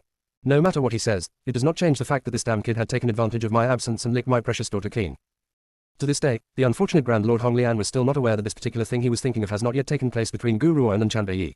All of that had been a lie which was concocted by Chan Beiyi. Gu Ruo stared at Chan Beiyi who had just walked back into the room. She smiled gently as she asked, Xiao Yi, do you really plan to become an adopted son-in-law for my father's sake? Clearly, she had overheard their conversation from the room. Chan Beiyi stepped forward, pulled Gu Ruo into his arms, and replied adoringly, Yunsa, wherever you go, I'll go too. My home is wherever you are, so what's wrong with me becoming an adopted son-in-law? I won't only become an adopted son-in-law, I can give you everything I have. My people are yours and every organization that I have built will become yours as well. As long as it is something that you want, I will bring everything I have and give it to you. Gu Ruo's heart softened. This fellow has always treated her this way. How fortunate was she to have a man like this. Xiao Yi, what plans do you have after this? Gu Ruo lifted her head and stared at the man's peerless features. I only want to keep you company. Chan Beiyi smiled and bent down to gaze upon the woman in his arms. I'll stay here and keep you company. Once you've broken through to the Marshal Saint rank, we'll go to the first city together, alright. Gu Ruo gave it some thought before she nodded and said, alright, the matters in the Northern Bloc territory have pretty much been settled. I've also sent out an announcement for the medicinal herbs needed to refine the fleshbone regeneration pill. In the meantime, I will enter closed door cultivation as I wait for the medicinal herbs to arrive. She had made the trip to the Northern Bloc territory simply for the sake of the medicinal herbs needed for the fleshbone regeneration pill. Now that she has united the territory, obtaining the medicinal herbs would be much easier now. All she needed to do was wait. When are you going into closed door cultivation? Chan Beiyi gazed upon the woman in his arms as he asked. Today, a light flashed in Gu Ruo's eyes. I must reach the Marshal Saint rank as soon as possible. Only when I have become a Marshal Saint can I access another level of experience. Perhaps the answers I seek lies within the first city. Time flew past. It was easy for one to forget the time when undergoing cultivation. Ever since the Northern Bloc territory has been united, the territory has grown in abundance. Within that year, everyone was busy searching for Gu Ruo's medicinal herbs and some had even journeyed into the Northern Bloc territory's forbidden areas for her sake. As for the Lan family who had fallen into Bai Yin's trap a year ago, they had slowly disappeared from everyone's memories. At this moment in the medicine manor, a powerful force suddenly erupted from Gu Ruo's bedchambers. It burst through the air, carrying a forceful and suffocating aura. The powerful cultivators in the Northern Bloc territory could not stop themselves from rushing towards the sudden burst of powerful energy. They then stared in shock at the powerful hurricane swirling above the medicine manor. Old man Jiang, who had been playing chess with old man Gu, noticed this as well and laughed bitterly. That little girl's talent has certainly exceeded our expectations. She has actually broken through to the Marshal Saint rank so quickly. The Marshal Saint rank was an inaccessible position to them at this point in time. Chapter 1131, The Emissaries of First City, 1. Perhaps old man Jiang had thought to get the younger generation of his family to go after Gu Ruo in the beginning. However, no one amongst the Jiang family's younger generation could measure up to the little girl now. Even the most illustrious Jiang Mozhu could not meet her standards either. Unconsciously, old man Jiang sighed as he glanced at the area where Jiang Mozhu had been using for his closed-door cultivation. He knows that ever since Jiang Mozhu had laid his eyes upon Gu Ruo, this kid's heart had glided towards her. However, that little girl's talents were far too superior. With the addition of her current position, this kid does not really stand a chance. Old man Gu smiled as he put the chess piece in his hand down. He then remarked, she has managed to break through to the Marshal Saint rank, she'll definitely attract First City's attention now. I believe that First City's emissaries will arrive in Main City very soon. On this mainland, whenever anyone has broken through to the Marshal Saint rank, it would become a sensational news. Unless that person was to conceal their breakthrough, like the master of the Mew family, this matter would fall into First City's ears and the newly minted Marshal Saint would receive the First City's invitation. The Medicine Manor. The hurricane slowly subsided and the door to the bedchamber opened slowly. Just as Gu Ruoan stepped out of the room, she saw a peerless-looking man leaning against a tree. The gentle breeze brushed through his silvery hair and made him look like a deity while his red robes fluttered in the wind. The man had turned to face the woman in green who had stepped out from the door. His peerless features then lit up with a smile. "Yun sir, congratulations, you've finally broken through to the Marshal Saint rank." Gu Ruoan smiled and slowly approached the man who was leaning against the tree. "Xiao Yi, guests from the First City will arrive very soon. We must make preparations to welcome our honored guests." A glint flashed across Gu Ruoan's eyes. Perhaps it was time for her to enter that place now. This should be the place. A few days later, a few figures descended from the sky to stand outside the Medicine Manor's gates. Standing at the frontmost of the group was a young man. He has rather average-looking features and was the kind of person whose face would easily get lost in a crowd.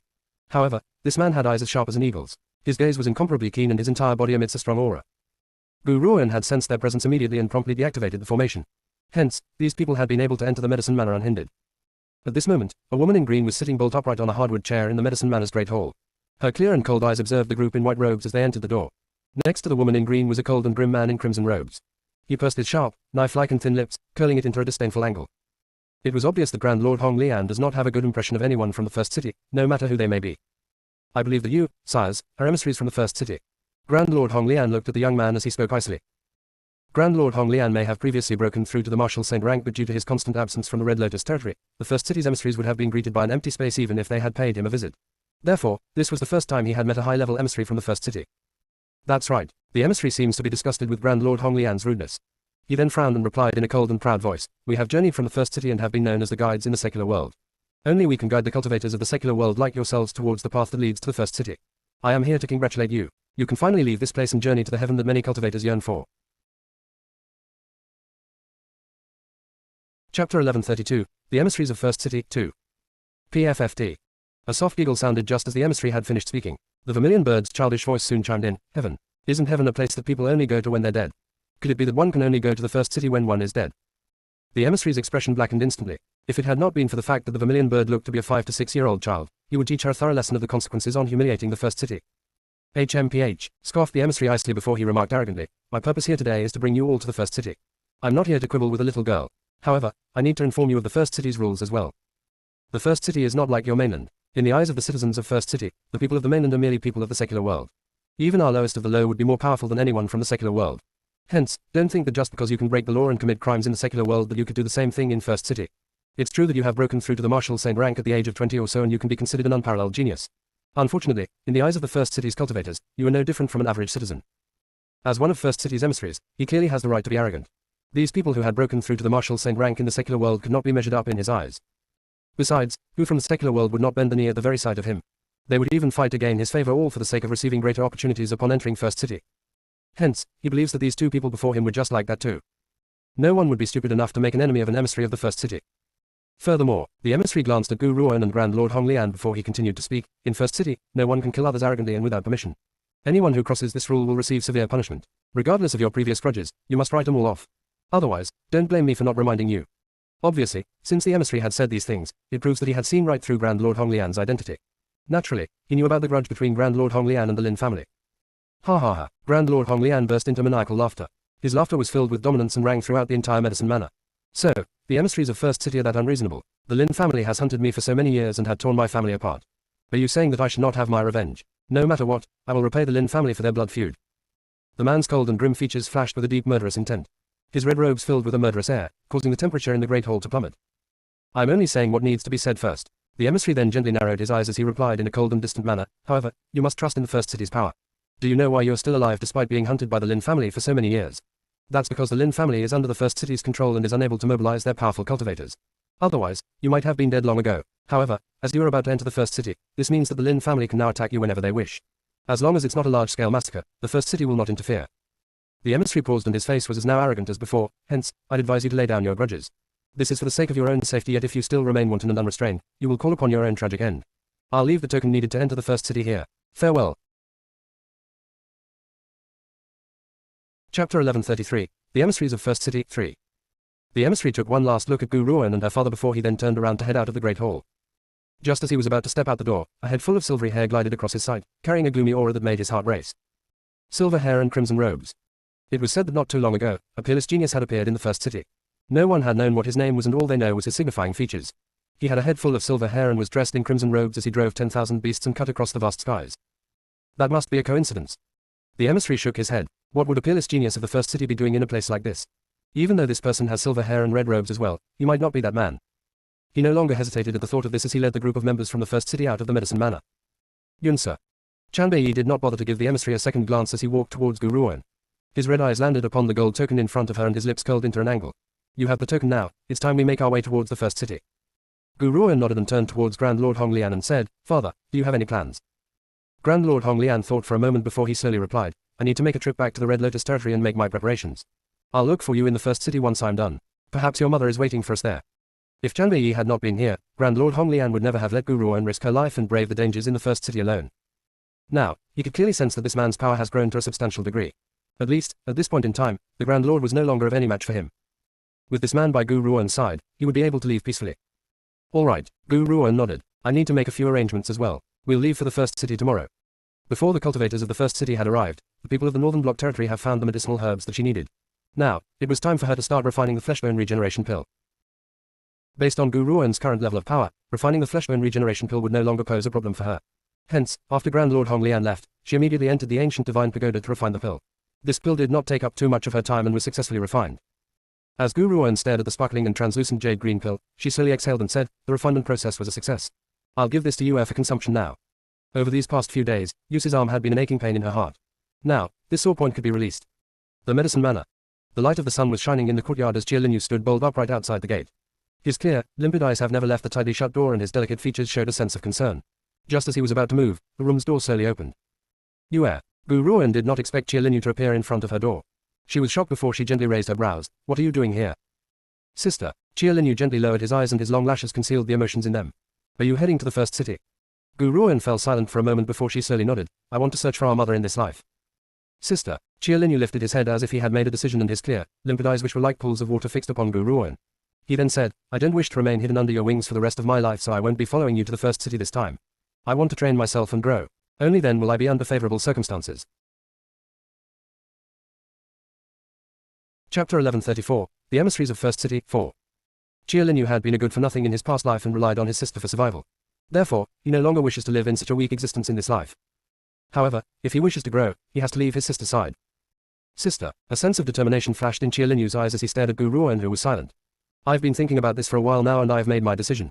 Don't worry, once I've gathered enough power, I will look for you in the first city. When that time comes, you'll meet a whole new version of me. Gu Ruoan was silent and did not speak. After a long pause, she lifted her gaze and stared at the young man's delicate yet determined features. If you have truly made your decision, I will support you. If you should ever run into any issues, you can head to the Medicine Manor or the Red Lotus territory and ask for help. You can also head to Gold Country and ask for Supreme Jin. I believe that these people will help you. Sister, I'm your brother so I won't let you down. Chia Linyu smiled. His smile was shy and tender, one could not help but feel their heart soften. This is the Fleshbone Regeneration Pill. Gu Ruoan produced the pill from her hands and placed it in front of Chia Linyu. Consume it and that severed arm will grow again. Chia Linyu stared at the pill in the woman's hand as his heart began to race.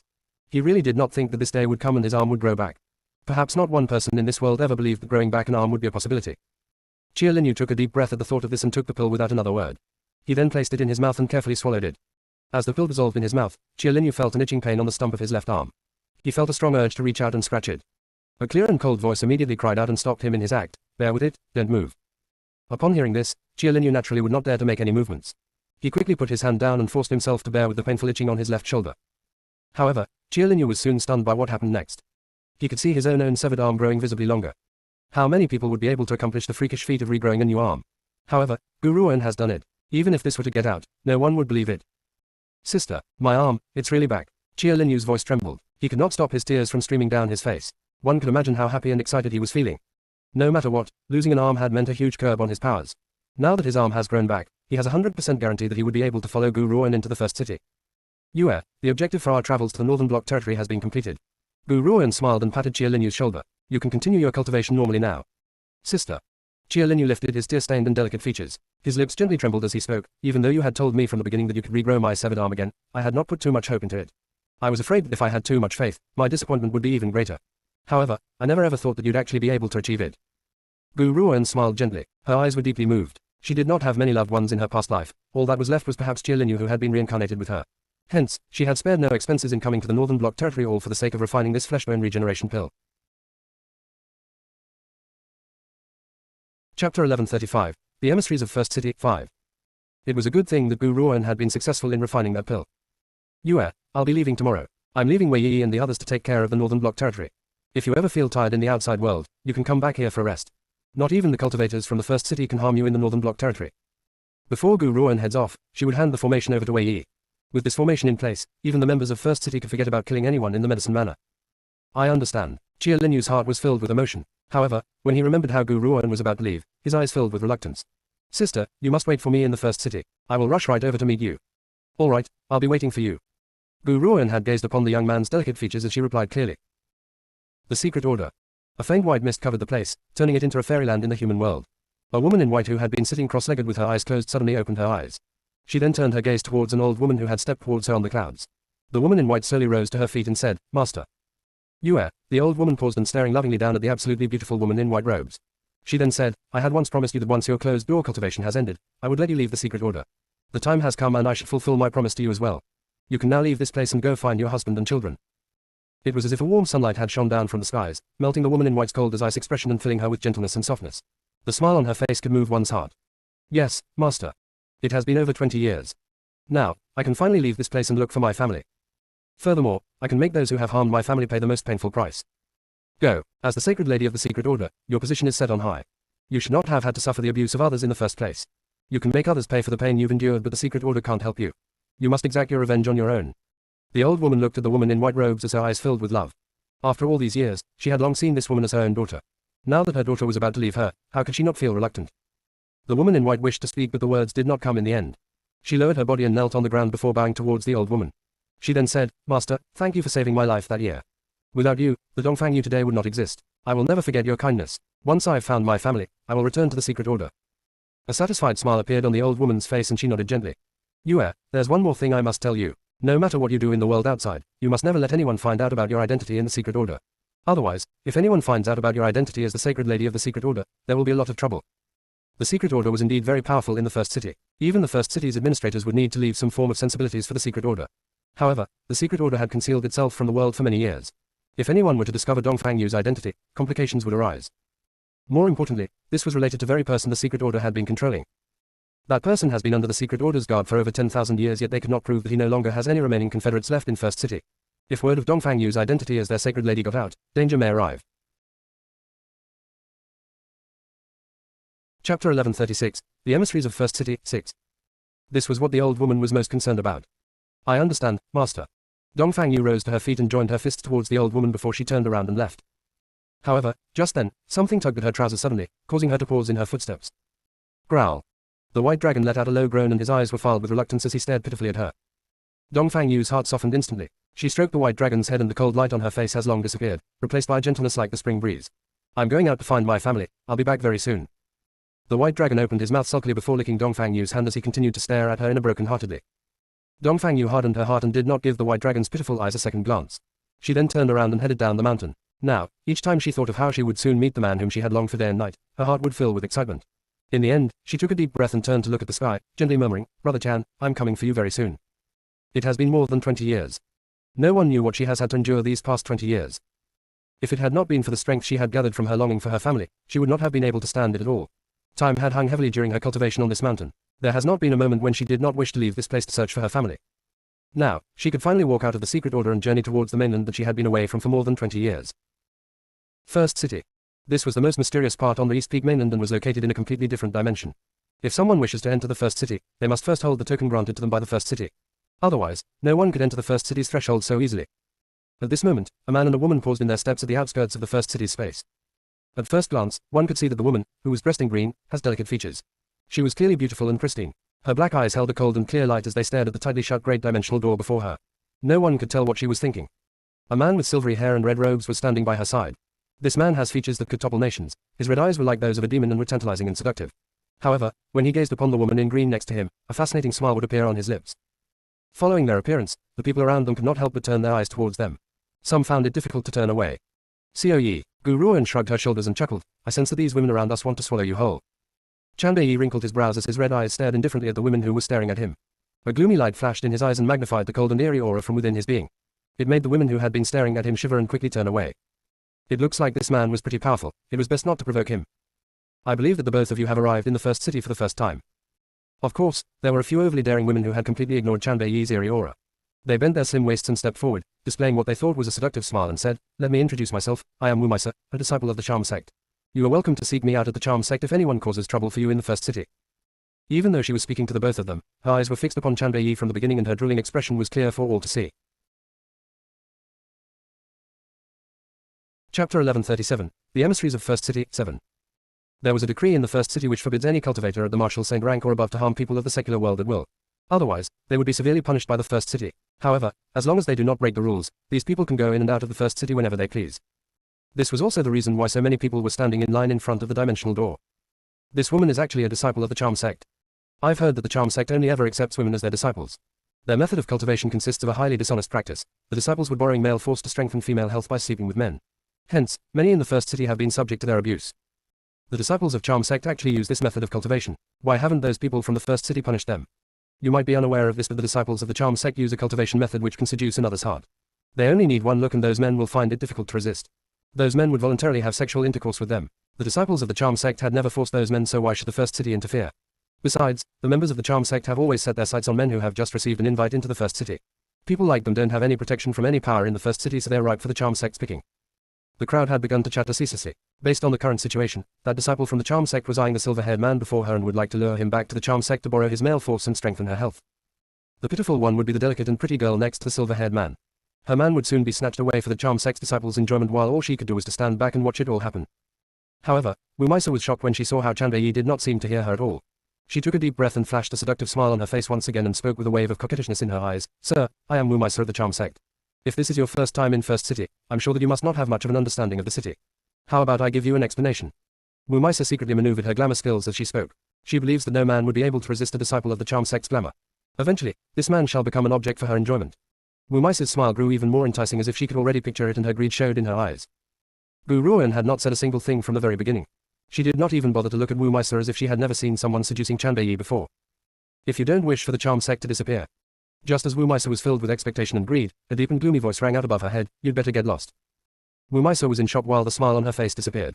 She lifted her head in astonishment and a pair of sober and calm red-colored eyes appeared within her sights, making her shiver. Was this man not seduced by my technique? How could this be? Regardless of any man's power, he shouldn't possibly be able to escape a Charm Sect disciple's glamour skills. However, the silver-haired man before her did not show any signs of a daze or lust in his eyes. Instead, there was only a bloodthirsty murderous intent. Wu Maisa bit her lips as her face drained of color. She simply refused to believe that anyone would be able to break through a Charm Sect disciple's glamour skill. She then took a deep breath before her soft and tender body collapsed towards Chanbei as if she had completely lost all her strength. Chapter 1138, The Emissaries of First City, 8. Wu Maisa had assumed that this was Gu Ruoan and her companion's first trip to the first city because Gu Ruoan was holding the token in her hand. Hence, Wu Maisa had guessed their situation at first glance, and this was also the cause of her impudence. After all, prior to this, there was no lack of this behavior on her end. However, she was not the only one. Each time a man from the secular world set foot in the first city and bumped into a disciple from the Charm Sect, those men would be immediately bagged and turned into male tools which the disciple would sleep with to revitalize their health. Furthermore, the Charm Sect has never failed. How could Wu Maisa possibly live with the fact that the man had escaped from her glamour skills? If word of this were to get out, how could she possibly survive in Charm Sect? Her sect master would most certainly have her driven out of the Charm Sect and she would become the laughing stock of First City. Boom. Just as Wu Maisa's falling body was about to touch Chanbei, a loud bang sounded and an eerily cold aura, followed by a powerful hurricane, exploded from the man's surroundings. In that instant, Wu Maisa's body was flung out of the way. Blood overflowed from her mouth and her face was completely drained of color. Gu Ruoan shook her head as she glanced at the agonized Wu Maisa and exclaimed in an indifferent manner, "You were given a chance yet you did not appreciate it. It's your fault, so don't blame others for it. He is my man and no one is allowed to even look at my man." Chanbei's attack had snapped Wu Maisa's veins and tendons. From now on, she would never be able to continue her cultivation. Was it cruel? Gu Ruoan did not think so because this woman was trying to steal a peep on her man. If Chanbei had not reacted, Gu Ruoan would never have let him off either. However, she knows that her Xiaoyi would never let these matters trouble her. Hence, she had stayed silent from the very beginning. Maisa. The rest of the disciples saw Wu Maisa, who was lying in a pool of blood, and hurriedly rushed to help her up. After closely inspecting Wu Maisa's body, they glared angrily towards Gu Ruoan and Chanbei. "You too, what has Maisa done to offend you that you would be so cruel to her and inflict such heavy damages upon her?" Chanbei glanced icily at the woman who had questioned him and replied gloomily, "She had delusions of seducing me." She had delusions of seducing me. His simple reply thoroughly enraged the members of the Charm Sect. They rose to their feet in unison and glared at Chanbei fiercely. "Maisa has only taken a liking to you. What was so wrong with that to cause you to deal with it in such a heavy-handed manner? Besides, I can see that this is your first time here. By offending the members of the charm sect upon your first arrival, you won't ever have peace in the days ahead. Wumaisa does not have great power in the charm sect and was only an outer disciple. Regardless of that, she was still a disciple of the charm sect. No one was allowed to cross anyone who holds the charm sect's name. Guruan smiled indifferently as she glanced at the disciples of the charm sect and replied in a breezy manner, if you don't wish to share her fate, you'd better leave. Otherwise, I'm afraid that you won't be able to leave at all. The angry charm sect disciple's face darkened. She glared at Guruan and Chanbei icily before waving her hand, ordering the other disciples to spread-eagled Wumaisa. Things never end well for those who cross the charm sect. We're leaving.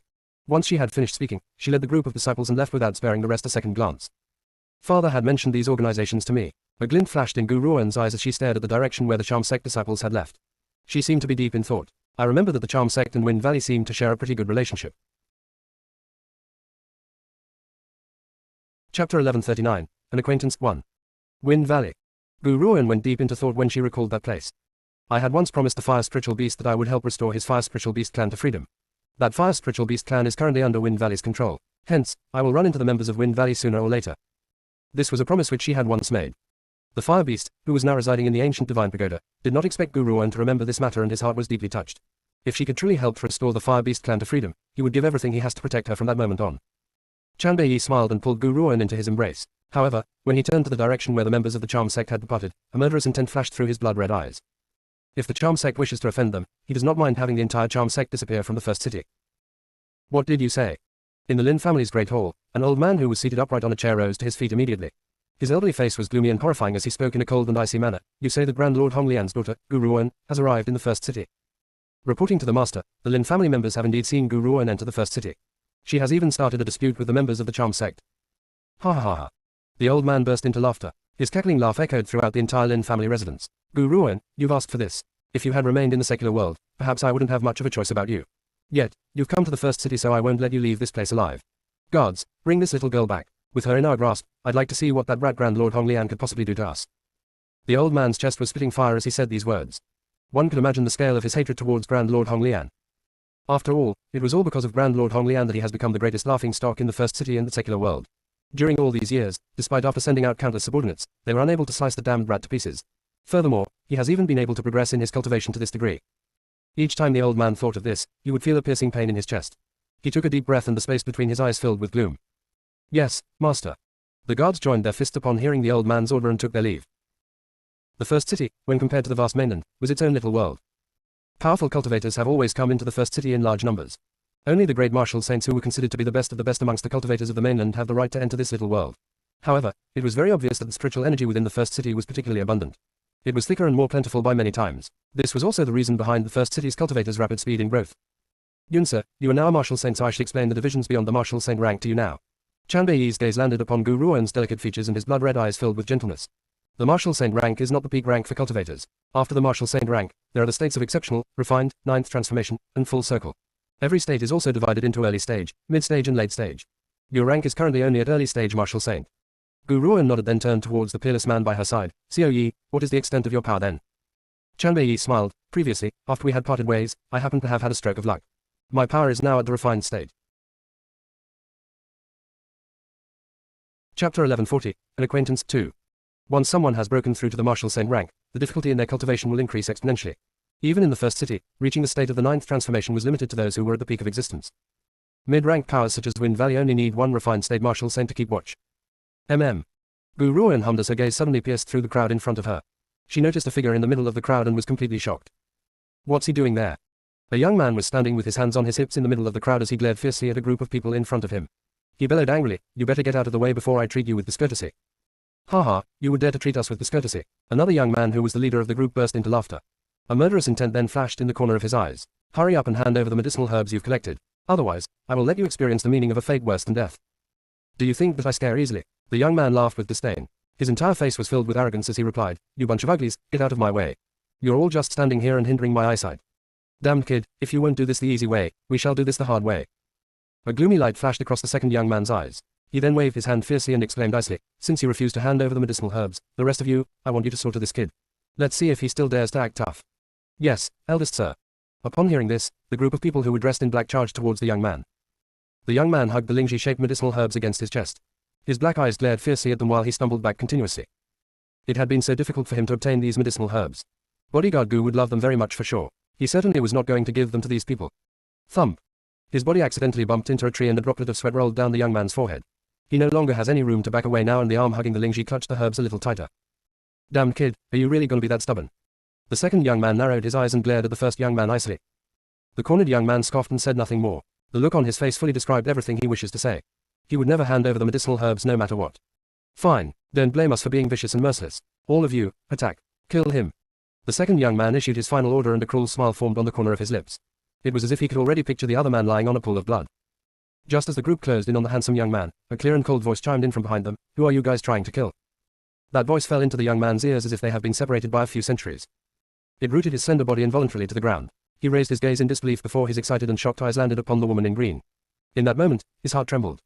Who are you? Are you trying to meddle in other people's business? The second young man eyed the two people approaching him but paid no heed to them. Gu Ruoyan smiled, but her smile did not reach her eyes, which were covered in an icy chill. I don't want to meddle, but, rather unluckily for you, this fellow is an old friend of mine. Therefore, I have no choice but to meddle. Chapter 1141, An Acquaintance 3. HMPH. The young man scoffed icily. He then spoke disdainfully. So you're in cahoots with this damned kid. Since that's the case, none of you will have the chance to leave. You dared to steal a medicinal herb that I like. What audacity. Don't you know that I plan to give this herb to the limitless Great Master? However, I guess people like you would never be able to gain the favor of a cultivator who can refine pills like the limitless Great Master. The first city was very different from the secular world. The lifespan of the first city's cultivators was particularly long and their powers were also strong. Hence, First City was not like the secular world where pill masters were virtually non-existent. The secular world has always considered pill masters as mythical figures because the First City was a sealed-off world on its own. Outsiders were completely unable to understand the situation within it. Hence, when the First City's members discovered that the secular world considers pill masters as myths, they laughed at the secular world's stupidity and ignorance. Of course, pill masters were just as precious in the First City. If someone was successfully able to refine a pill, they would receive many invitations from various forces. Furthermore, no organization would dare cross a pill master. Gu Ruoyan smiled gently as her clear and cold gaze landed upon the young man. She then curled her lips indifferently as she said, I have no interest in that limitless Great Master, nor do I wish to gain his favor. All I can see is you trying to harm my old friend. You are indeed a bumpkin from God knows where to not have heard of someone like the limitless Great Master. The young man laughed icily before waving his hand and ordering, forget about that kid for now, deal with these two first. I want him to understand the consequences of offending me. Yes, eldest sir. Hearing this, the group released the young man and charged towards Gu Ruoyan and Chanbei Yi in unison. At that moment, Gu Ruoyan has already sized up every single one of their powers. Aside from the young man who was their leader and had broken through to the rank of an early-stage martial saint, the rest were merely high-level martial supremes. Xiao Yi simply does not need to step in for these people, she could take care of them herself. Gu Ruoyan's body began to move when she thought of this. She was like a gentle gust of wind as she traveled back and forth in front of everyone. The crowd was shocked. Just as those people were about to seize Gu Ruoyan, all they could see was a long sword piercing directly into their chests. Blood then splattered from their bodies and they never even saw how Gu Ruoyan had done it before they all collapsed into a pool of blood. An early-stage martial saint. The young man looked at Gu Ruoyan and smirked, so what if you're an early-stage martial saint? I'm a martial saint too and you're no match for me. Whoosh. The young man swiftly drew his sword from its sheath at his waist and appeared in front of Gu Ruoyan in a flash. A cold light shone from within his long sword, which was accompanied by a merciless light in his gaze which made one shudder with fear. However, just as the sword in his hand was about to pierce through Gu Ruoyan's chest, a powerful force exploded from the woman's body. It raised a sandstorm and pushed the young man several steps back. The young man straightened up his body and stared gloomily at Gu Ruoyan. He then saw something which nearly caused him to burst into laughter. The woman in green robes who was standing tall amidst the gentle wind had produced a sword from thin air. There was nothing funny about that, but the sword was actually a broken sword which had been left with only a hilt. Chapter 1142, An Acquaintance 4. Does she plan to use this broken sword to fight against me? Gu Ruoyan looked at the spiritual weapon in her hand and sighed.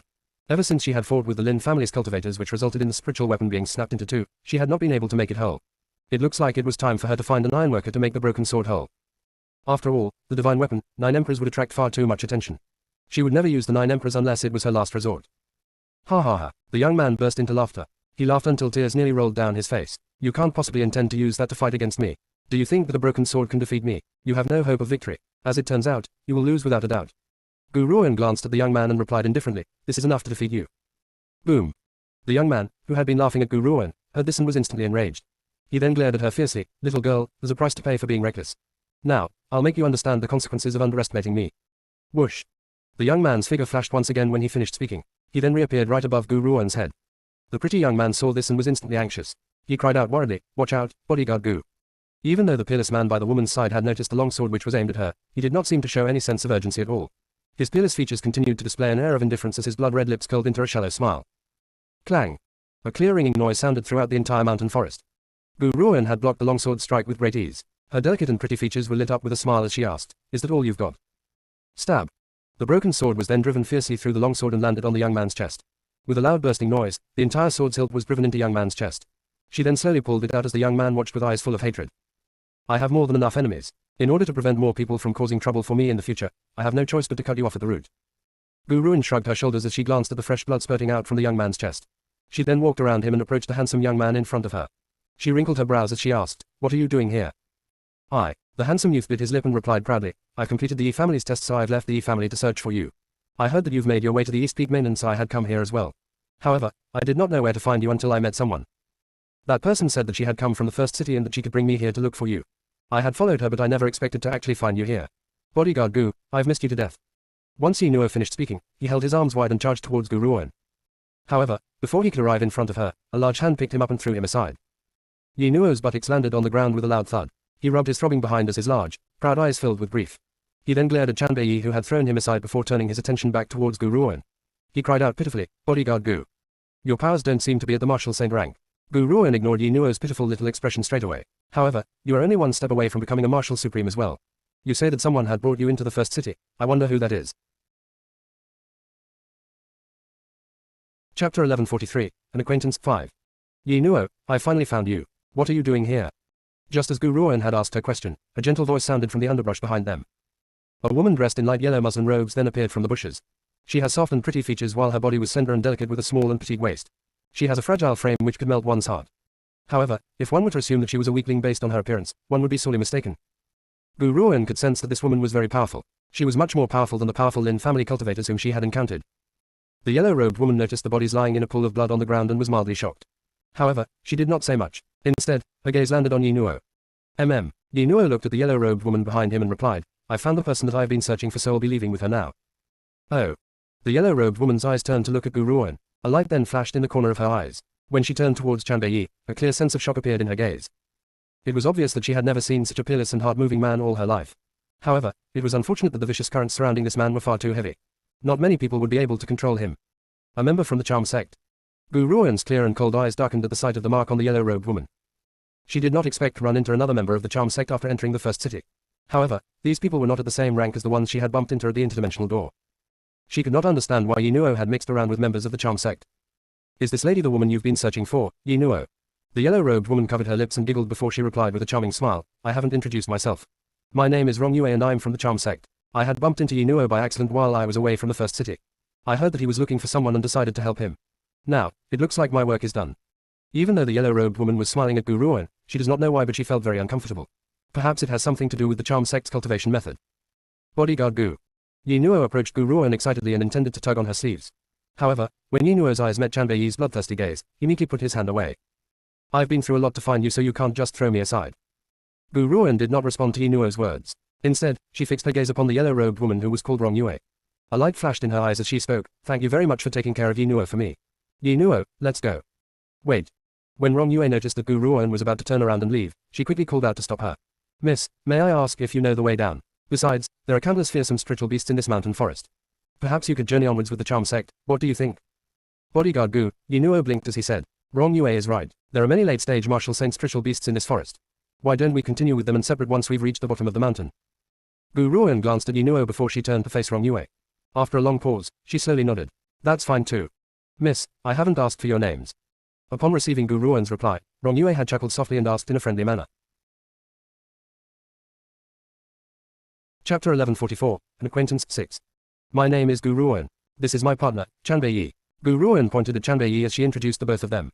Her voice was as clear and cold as it has always been with. It had no sign of emotion at all. "Lady Gu, Sir Chanbei, both of you can follow me. The other members of the Charm sect are not too far ahead.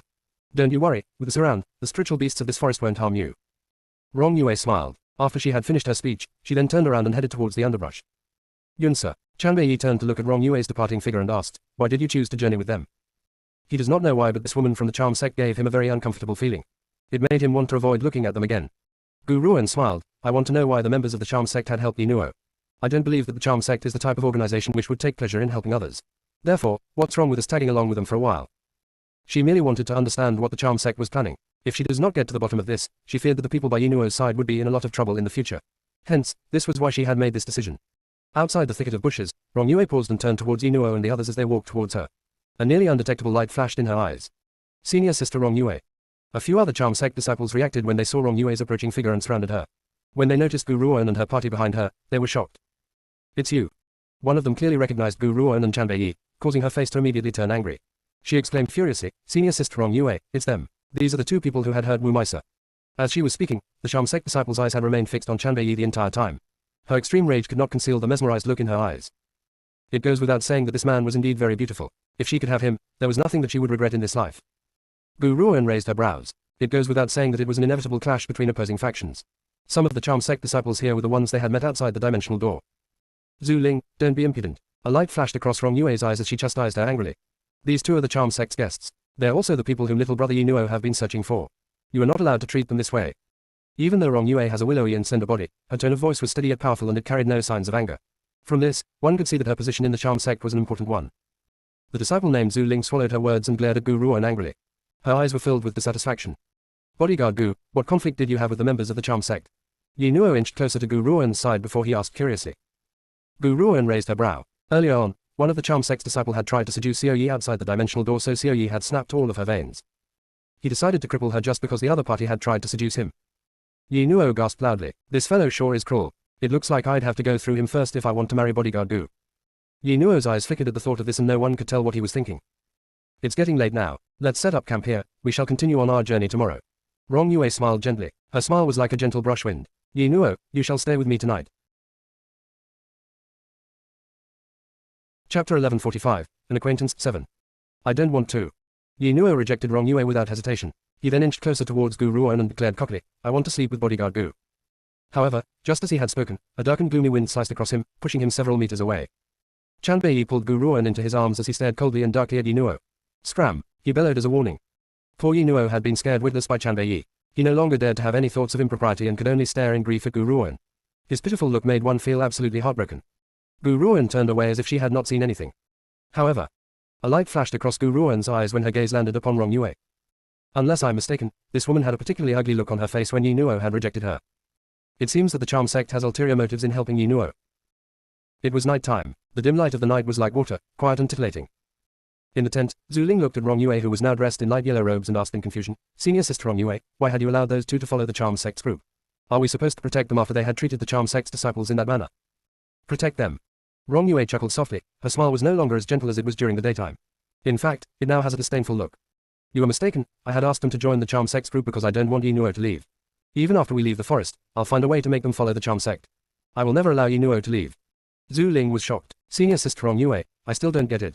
Why are you protecting Yi Nuo so much? She asked in confusion, since you wouldn't even let the charm sect disciples do anything to him. Rong Yue's eyes darkened. She seemed to slip into her memories as she slowly replied, I've heard the news that Yi Nuo is from the banished lands. Furthermore, he is the spitting image of that person, so he must be a direct offspring of the Yi family in the banished lands. The Yi family. Zhu Ling still could not understand what Rong Yue was talking about and could only stare at her in astonishment. I know his father. Rong Yue laughed bitterly before she continued. Unfortunately, his father had always looked down on me. He probably never thought that I would run into some good fortune, break through to the Marshal Saint rank and enter the first city. I've even received an important position in the charm sect. In the past, I've had no chance with his father, so I must have his son one. Rong Yue's mentality had become twisted. In the past, she had not been able to obtain the man that she loved, so she must now have his son. Furthermore, Yi Nuo looks way too much like a younger version of his father. He was almost an exact copy of him. How could she not love him? Senior Sister Rong Yue, since you want the kid, why don't you? The meaning behind Zhu Ling's words was very obvious. She was implying for Rong Yue to lick Yi Nuo clean and alleviate the years of longing she has had for his father. Rong Yue shook her head. He's still too young. How can I bear to have him at a time like this? I want to provide for him until he's old enough, then make him my husband. Zhu Ling, you watch over those people for me. Don't give them any opportunities to escape. Yes, Senior Sister Rong Yue. Zhu Ling joined her fists and replied respectfully. If Yi Nuo was to find out about Rong Yue's true intentions, he would definitely sprout curses. Chapter 1146, A Conspiracy is Exposed, 1. This damned pervert is actually an old cow who enjoys eating young grass. What a waste of his trust in her, she actually has bad intentions. Even though Rong Yue looks quite young, in reality, she was old enough to be his mother. Besides, he was only just 14 years old. If this old witch was not a pervert, what is she then? This would simply be too disgusting for him to consider. By the way, Senior Sister Rong Yue, Zhu Ling, who had been about to leave, suddenly remembered something and turned towards Rong Yue as she said, I'm very interested in that red-robed man with the silver hair. However, he does not seem to be affected by our glamour skills. I don't know, but, in the end, if you could. Each time Zhu Ling thought about Chan Beiyi's good looks, she could not help but feel her affections flare about. However, due to Wu Mei's fate, she does not dare to act blindly without thinking. That man is not easy to control. Rong Yue wrinkled her brows. Based on your power, I'm afraid that it wouldn't be easy to seduce him. However, I can sense that this man's talents are pretty good. If you could sleep with him and use his force to strengthen your health, your powers would increase greatly. Senior sister, what should I do? Rong Yue fell silent for a moment before a cold light flashed across his eyes. It won't be easy to control that man. However, don't forget that all men have one trait. That is, they're all promiscuous and lecherous. After the many years since my entrance into the charm sect, I've seduced many men without the use of glamour skills. Some were even men with wives. In the secular world, some married men flaunt the devotion, but in fact, I only needed to crook my finger and they would be hooked. Hence, this man should not be any different. If glamour skills are of no use, give it everything that you've got. As long as you have enough sex appeal, fooling around with him would be an easy feat. Zhu Ling's eyes lit up. She still has quite a bit of confidence in her body and looks. Wu Meisa had failed last time because her looks had not been outstanding enough. A woman with looks like Wu Meisa would never have been able to fool around with a man without the use of glamour skills. I understand, senior sister. Zhu Ling giggled. By the way, how should we deal with that woman Gu Ruan when the time comes? Kill her. Rong Yue's voice was very calm, as if she was speaking of something which was insignificant. Worthless people have no right to live on this earth. Zhu Ling's heart shook violently as she turned to look at Rong Yue's calm and indifferent expression. It was hard to imagine that anyone could say such vicious things in such a steady and serene manner. Worthless people have no right to live on this earth. What if senior sister Rong Yue becomes the sect master of the charm sect? I'm afraid that the useless people in the charm sect would be expelled from this earth. Yunsa, what are you giggling about? At this moment, Gu Ruan was giggling softly in her tent. This caused Chan Beiyi to glance at her as he raised his brows and asked. It's nothing. Gu Ruan shook her head and put away the mental energy she had released. It's just something that I've overheard. She never thought that Yi Nuo and Rong Yi would have that kind of connection. Furthermore, even now, the members of the charm sect still have the audacity to plot against Chan Beiyi. Gu Ruan's mouth darkened each time she remembered what she had heard when she had eavesdropped on their conversation. A murderous intent also appeared on the corner of her smile. Chapter 1147. A conspiracy is exposed. 2. Yi Nuo's father was acquainted with that woman named Rong Yue. Furthermore, there seems to be a dispute between the two. Therefore, when Rong Yue had bumped into Yi Nuo, she transferred all of her sentiments for his father onto Yi Nuo's head. Hence, she isn't willing to let Yi Nuo leave. Gu Ruan's hunch had been correct. Rong Yue did not have good intentions when she had taken Yi Nuo in. However, Gu Ruan never imagined that Rong Yue would turn out to be a pervert and harbor such intentions towards an immature young man. Furthermore, Gu Ruan turned towards Chan Beiyi. There was a hidden agenda in her smile as she continued. The other charm sect disciple named Zhu Ling says that she wants to seduce you so that you would sleep with her and contribute to her vitality. What do you think of that? Whoomp. An eerily cold aura swelled out from the man's body and circled around the entire tent. She can try. The corners of the man's lips carried a bloodthirsty smile. After a while, perhaps afraid that his vicious currents would harm Gu Ruan, he retracted his power. Chan Beiyi then raised his hand and pulled the woman by his side into his embrace, holding her tightly. Yunsa, in this lifetime, you alone is enough for me. If any other woman dares to stand in my way, I'll make sure that she never returns. Gu Ruan smiled. How could she not feel assured with Chan Beiyi around? She believes that this man would never ever betray her. Chan Beiyi lowered his head and gently kissed Gu Ruan's lips. His eyes were filled with deep emotion as he asked, Yunsa, let's have a child once we get out of this forest, all right? As Gu Ruan stared into the man's sweet and gentle eyes, she could not reject him. She then gently nodded, all right. Everything will be as you like. Hearing this, Chan Beiyi's kiss became more forceful as his fingers gripped tightly onto Gu Ruan's waist. His silvery hair had tumbled down, and under the glow of the moonlight, he looked so beautiful that it was unreal. The following day. At first light. Just as the couple had awoken from their sleep, a hand reached out towards the tent's opening. However, before Zhu Ling could enter the tent, a wave of gloomy and cold wind greeted her piercingly and sent her body fiercely out of the way. She instantly stumbled several steps back and landed sitting on the ground. It was so painful that she raised her willowy brows. Get out. Someone bellowed angrily from the tent, causing her heart to tremble. She bit her lip, but in the end, chose to enter the tent once again. Senior Sister Rong Yue told me that when faced with a man, I must act in a weak and delicate manner. Only then would I be able to draw the man's pity. In the past, I would not have needed to do very much. Even if I had failed, I only need to use my glamour skills and the man would be dead set on me. However, I have to do it this way now. I'm here to apologize to you. Zhu Ling's eyes were filled with tears as she forced herself to hold back the pain in her body. She spoke in a delicate and touching manner. At the time, it really had been Wu Mei's fault. I should not have caused trouble for you because of her. Senior Sister Rong Yue chastised me yesterday. May I ask if you can forgive me? If Gu Ruan had not eavesdropped on the conversation between Rong Yue and Zhu Ling last night, she might have believed in Zhu Ling's little story. Unfortunately, she had heard every single bit of the scheme between the two. Most importantly, this woman had dared to draw grand schemes on Chan Beiyi. Are you really admitting to your mistake, or do you have some sort of hidden agenda? Gu Ruan gently curled her lips as she stared at Zhu Ling with a rigid smile. Zhu Ling's heart began to race and she stared at Gu Ruan in shock. Could it be that she has read my mind? Chapter 1148. A conspiracy is exposed. 3. No. That's impossible. No one else had been around during my discussion with Senior Sister Rong Yue last night. How could this woman possibly know what we had discussed? Maybe she's trying to rile me up on purpose. That's right, she must be doing this on purpose. Zhu Ling took a deep breath and replied with mild irritation, Lady Gu, what on earth are you talking about? I sincerely understand that I have done something wrong, so I have come to confess my mistake. However, you would spew such venomous slander by accusing me of having some hidden agenda. What agenda would I possibly have? Her words carried a tone filled with indignance, as if Gu Ruoan had falsely accused her. Really? Gu Ruoan pinned Chan Beiyi's arm down and stopped him from reacting. Her face filled with a smile as she said, that's just great. You can go and inform Rong Yue that we won't be disturbing the charm sect any longer, as we plan on leaving today. What? Zhu Ling was instantly shocked. She now truly understands senior sister Rong Yue's objective. If these people were to walk away, Yi Nuo would definitely follow them. She could not let this happen. Lady Gu, it's not up to you to decide whether you should leave or not. Zhu Ling sneered. She then turned towards Chan Beiyi and her voice softened. Sir Chanbei, I know that you have great power. However, there are many spiritual beasts in this forest. Some spiritual beasts have reached the late stage martial saint rank. There are even one or two who have surpassed that rank, so you are no match for those spiritual beasts. However, if you journey with the charm sect, we can ensure your safety. Chan Beiyi's gaze has darkened even more. He looked at Zhu Ling as if he was looking at a dead person. However, Zhu Ling did not seem to notice the murderous intent in his heart and continued to flash what she thought was a beautiful smile. It seems that Wu Mei's fate has not made you more vigilant. The man's eyes landed on Zhu Ling and an eerily cold murderous intent appeared on his peerlessly beautiful face. He slowly rose from the bed while his long, silvery hair looked absolutely mesmerizing in the morning breeze. Zhu Ling could not turn away. Her eyes were fixed upon Chan Beiyi and she was nearly drooling. A sluggish look had appeared in her eyes. If only such a beautiful man belonged to me, it would be so great. Even if I could only have one night with him, my life would be complete. Zing. All she could do was to look at the beautiful, silver-haired man as he gently raised his hand. Slam. A sharp sword appeared out of nowhere and pierced through Zhu Ling's chest in an instant. Fresh blood spurted from the wound, dyeing her robes a bloody red. She widened her eyes in shock and stared at Chan Beiyi with disbelief, as if she could not understand why this man would kill her without saying another word. Without any feelings of chivalry. I've said this once before, if the charm sect's members wish to provoke us, I don't mind making the entire charm sect disappear. Zhu Ling did not reply and only stared hatefully at Chan Beiyi. Zhu Ling. Just then, a voice cried out from outside the tent. The charm sect's disciple entered the tent, which was now torn open, and saw everything immediately. She screamed in shock and the entire charm sect quickly rushed over towards the tent. Bodyguard Gu, what happened? Yi Nuo's little body was trembling with fright as he stared at Gu Ruoan with a puzzled look on his face. Why had that fellow killed her? Chapter 1149. A conspiracy is exposed. 4. Yi Nuo knows Chan Beiyi's character very well. Unless that person had provoked him completely, he would never react so murderously. This woman must have done something which would cause him to reach the end of his patience. He. Rong Yue, who had just rushed over, smiled icily when she saw everything. Her icy cold gaze no longer held her previous gentleness as she fixed her cold and distant gaze upon Chan Beiyi, who was in the tent. The charm sect had taken you in out of the kindness of our hearts, and this is how you treat the disciples of the charm sect.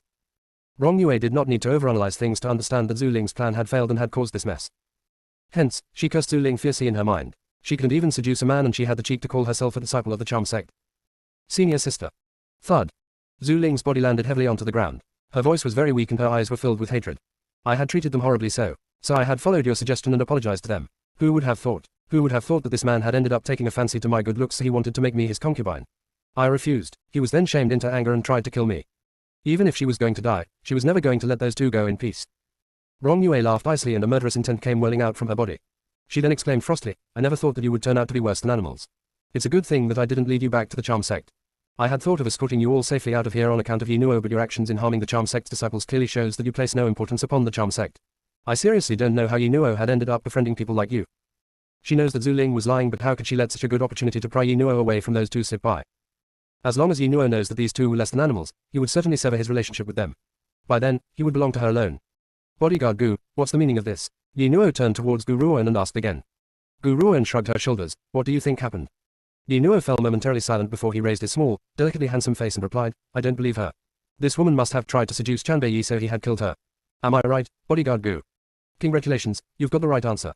Gu Ruoan chuckled gently as she turned her gaze towards Yi Nuo. Yi Nuo. Rong Yue furrowed her willowy brows and she attempted to pull Yi Nuo to her side, but to no avail. Just as her hand was about to land on Yi Nuo, he darted away from her. Her expression froze. Her palm was suspended in midair and the atmosphere was very awkward. Yi Nuo, don't you trust me anymore? Rong Yue softened her tone and tried to speak as gently as she could. How has the charm sect treated you over the past few days? Are you saying that you're going to choose these two at a time like this? Yi Nuo wrinkled his graceful brows. The charm sect has indeed treated me well, but I'd trust Bodyguard Gu even more. Yi Nuo. Rong Yue was mildly irritated now. She never expected Yi Nuo to make such a decision. What's so good about this woman that Yi Nuo would put so much trust in her? Even after they've killed a member of the charm sect, you would still choose to trust these two. Let me tell you this, you're not allowed to leave with them no matter what. Rong Yue has completely discarded all pretenses now. She then reached out again and grabbed Yi Nuo's arm in an attempt to pull him to her side. Let me go. Yi Nuo's expression sank. He tried to fling Rong Yue away but could not seem to swat her arm out of the way. In his panic, tears began to roll down his face. Bodyguard Gu, help me. Chapter 1150. A conspiracy is exposed. 5. Gu Ruan narrowed her eyes and a cold smile flashed across her face. Looks like the members of the charm sect enjoy snatching men with no regard for their consent. Is this the standard of formality in the charm sect? Gu Ruan, you've already killed a member of the charm sect, what more do you want? Rong Yue gritted her teeth as she glared angrily at Gu Ruan. Let him go. Gu Ruan's voice was like a breeze on a clear day, yet it contained an authority which was difficult to say no to. Haha, Gu Ruan, I had treated you nicely earlier on, but I never thought that I would run into a thankless wretch. It's not too difficult for you to leave this place. I'll allow you to leave as long as you can defeat me. Rong Yue laughed disdainfully. She has just broken through to the exceptional early stage of the martial saint rank. These people would simply be no match for her. Bodyguard Gu. Yi Nuo turned worriedly towards Gu Ruan. He felt very annoyed. If he had known about this, he would never have agreed to journey with the members of the charm sect. However, he never expected the once gentle Rong Yue to become so horrifying in an instant. However, what Yi Nuo does not know was that even if he had not agreed to it yesterday, the members of the charm sect would never have let them get away anyways. Defeat you. A gloomy and cold laugh was suddenly sounded. The corners of Chan Beiyi's lips carried an eerily cold smile as his bloodthirsty glare landed on Rong Yue. He gently raised the corners of his lips and said, forget about defeating you, under the circumstances of provoking me, there's no way I would let the entire charm sect continue to exist. Rong Yue's expression changed. She never thought that this man would be so smug and egotistical. He had placed absolutely no importance upon the charm sect. Boom. The red-robed and silver-haired man's figure moved when he saw that Rong Yue was about to speak again. A red light then flashed across immediately and landed in front of Rong Yue before a suffocating aura suddenly oppressed the area. She felt as if a hand had fiercely pinched her heart. Rong Yue looked completely stunned as she stared at Chan Beiyi's peerless face. Her gentle and pretty features then drained of color as her hand, which was holding onto Yi Nuo, loosened its grip. Seizing the chance, Yi Nuo quickly dashed off and hid behind Gu Ruan, terrified that the psychotic Rong Yue would try to grab him again. That woman was much too scary. Why on earth had he trusted her in the first place and followed her back to the charm sect? You're looking for death. Slam. Just as Rong Yue was about to feel suffocated, Chan Beiyi flung her body out of the way. His red robes were like a pretty and flirtatious blood flower that blossomed in front of her. You. How can this be? I'm already at the exceeding early stage of the martial saint rank, yet I don't even have the strength to retaliate against this man. Just how powerful is he? Rong Yue bit her lips, too afraid to think of the conclusion. There were only very few people who could have such power. Senior sister Rong Yue. The disciples of the charm sect were completely shocked as they rushed to Rong Yue's side. They then glared at Chan Beiyi fiercely. We're leaving. Rong Yue propped herself on her feet while her pale face was now dusted with frost. She no longer cared about anything else at a time like this. She would only have the chance for vengeance if she left this place. Bang! Just as Rong Yue had managed to stand up, a powerful force crashed towards her and caused her to crumple onto the ground. She felt as if all her bones were about to be crushed into pieces and she found it hard to breathe. Chapter 1151. A conspiracy is exposed. 6. What are you trying to do? Rong Yue had to take a deep breath in order to spit out those words. Did I give you permission to leave? Chan Beiyi laughed icily as the murderous intent from his body circled into the air, causing the entire tent to collapse. The charm sect has provoked me time and time again. Since that's the case, there's no need for you to leave. They say that anyone can make mistakes, so forgive them when possible. Aren't you going too far by treating the charm sect in this manner? Rong Yue held her breath with great difficulty as she glared coldly at Chan Beiyi. Slam! Chan Beiyi's blood-red eyes swept across Rong Yue. Instantly, Rong Yue, who was now paralyzed on the ground, felt as if a large rock had fallen from the sky and was crushing her body. Not only did she feel suffocated, a cracking noise could be heard from all the bones in her body. Gu Ruan, Chan Beiyi. Rong Yue gritted her teeth angrily and screamed furiously, if I leave this place alive, I will ensure that you die a horrible death. I'm afraid that you will never have the opportunity now. Smash! Smash! Smash! Smash! Waves of energy continued to crash down onto Rong Yue until her face twisted with agony.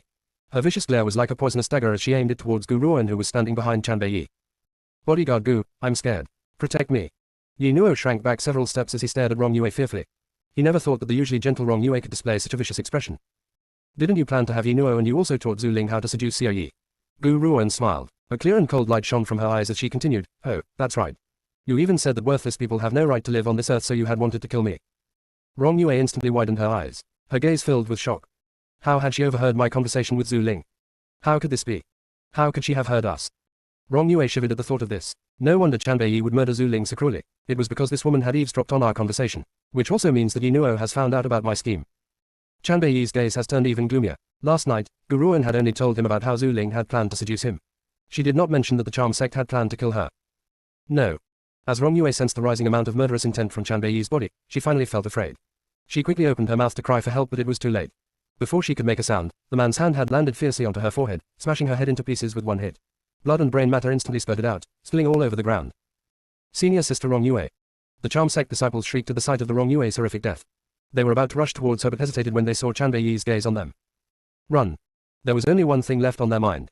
As long as they could escape, they could return to the charm sect and ask the sect master to avenge senior sister Rong Yue. The crowd looked at each other at the thought before they turned around and tried to escape. TSK, TSK, TSK. Suddenly, a childish-sounding laugh sounded before an adorable and petite little Lolita appeared above them from out of nowhere. Did you all think that you could escape from my cage? Boom. Instantly, a flaming cage rose from the ground, trapping the charm sect disciples before they could escape. The flames on top of the cage began.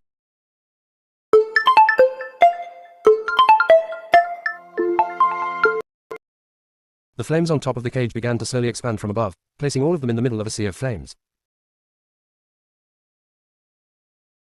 Chapter 1152. A conspiracy is exposed. 7. Ah. Ah. Ah. Ah. Mournful shrieks sounded continuously from within the cage. It caused a tremor throughout the entire forest. Even the spiritual animals who heard it could not help but feel absolutely horrified. Nevertheless, the voices soon disappeared. All that was left was the wind's whistle. Merely a bunch of humans who had overestimated their abilities. The vermilion bird curled her lips as she landed from the sky and walked towards Gu Ruoan's side. Master, I've dealt with these people for you. You need not worry about being troubled by the members of the charm sect anymore. Gu Ruoan did not reply to her and turned away. Let's go, she said in an indifferent tone. All right. Chanbei lifted his lips into a smile and was just about to move. However, he suddenly came to an abrupt stop. His blood-red eyes were turned towards the sky not too far away as a gloomy light flashed across his gaze. Yunsa, I have some business to take care of and will need to leave you for a while.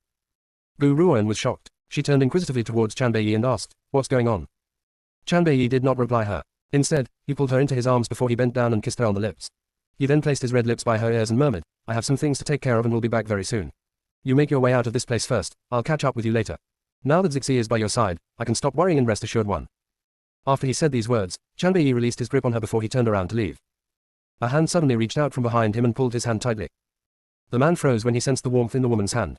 However, he kept his back turned towards her, afraid that if he were to look at her one more time, he would not bear to leave her. Xiao Yi, be careful. Gu Ruoan kept her eyes on the man's figure. I will wait for you along the way to Wind Valley. All right. A wave rose from within Chanbei's heart as a smile formed on his peerless face. When the time comes, we'll meet again in Wind Valley. Also. He paused before he continued to speak. Yunsa, remember what you promised me last night. You can't go back on your word. We'll map out a plan when we meet again, all right.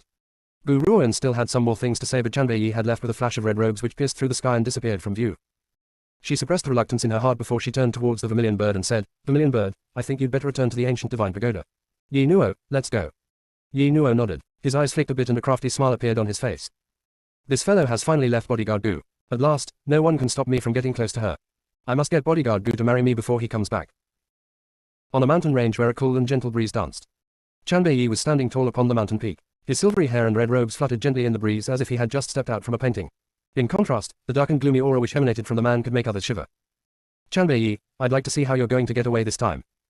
Countless figures descended from the sky and landed behind him. Amongst the group was a woman dressed in green robes who was also their leader. She has delicate features, good looks and seems headstrong. Her large, bright eyes glared fiercely at Chanbei as she spat angrily. You murdered my husband to be and had then left just like that. We've made painstaking efforts to find you and this time, we won't let you get away. Chapter 1153, Wounded 1. Chanbei smiled icily. It looks like you've mobilized a few 9th transformation early stage cultivators to capture me. You've really gone through a lot of trouble. This was why he had to leave Gu Ruoan. While he has the ability to cope with a few 9th transformation early stage cultivators, if Gu Ruoan was by his side, it would be hard for him to stay focused. If she were to be harmed due to his negligence he would never forgive himself. Besides, he would never let his enemies find out about his relationship with Gu Ruoan. Otherwise, the future of her path towards growth would become much more difficult. HMPH. The green-robed woman scoffed icily before she replied irritably, if I didn't ask the elders to act, how could I have caught you? Chanbei, tell the truth, did you kill my husband to be because you've taken a liking to me? Chanbei's gaze became even gloomier. His peerless features now carried a sense of disdain. You're overthinking this. He had crossed me so I killed him. It has nothing to do with you. Yunsa will forever be the only one in his heart. Anyone else would not be worth his attention. I don't care. The green-robed woman angrily stomped her foot and declared sulkily, you killed my fiancé so you must repay me with another. Hence, you must marry me. Otherwise, I won't let you leave this place. Do you really think that you have the power to hold me down? Chanbei chuckled. If I want to leave, no one can stop me. HMPH. When they heard his words, the elders who were standing behind the woman moved to stand bolt upright in front of her. Kid, it's your fortune to have received Our Lady's attention. Stop acting as if you don't know what's good for you. If you hadn't murdered our future lord, the lady would not have ended up as a widow at such a young age. No one dares to take her as a wife now. Hence, you must bear this responsibility. If you don't marry Our Lady, we won't let you remain in the first city alive. The elder has a grave and stern face. His eyes stared coldly at Chanbei One as he declared rudely. The Murong family was one of the 3 great protectors of the first city and has an incomparably high position. They also have the right to make decisions in the first city. However, this kid does not seem to know what was good for him. Not only had he murdered their lady's husband-to-be, he had dishonored the Murong family's great name. How could they stand for this? Everyone knows about the three great protectors in the first city. The three great protectors were guardians of the governor's palace in the first city.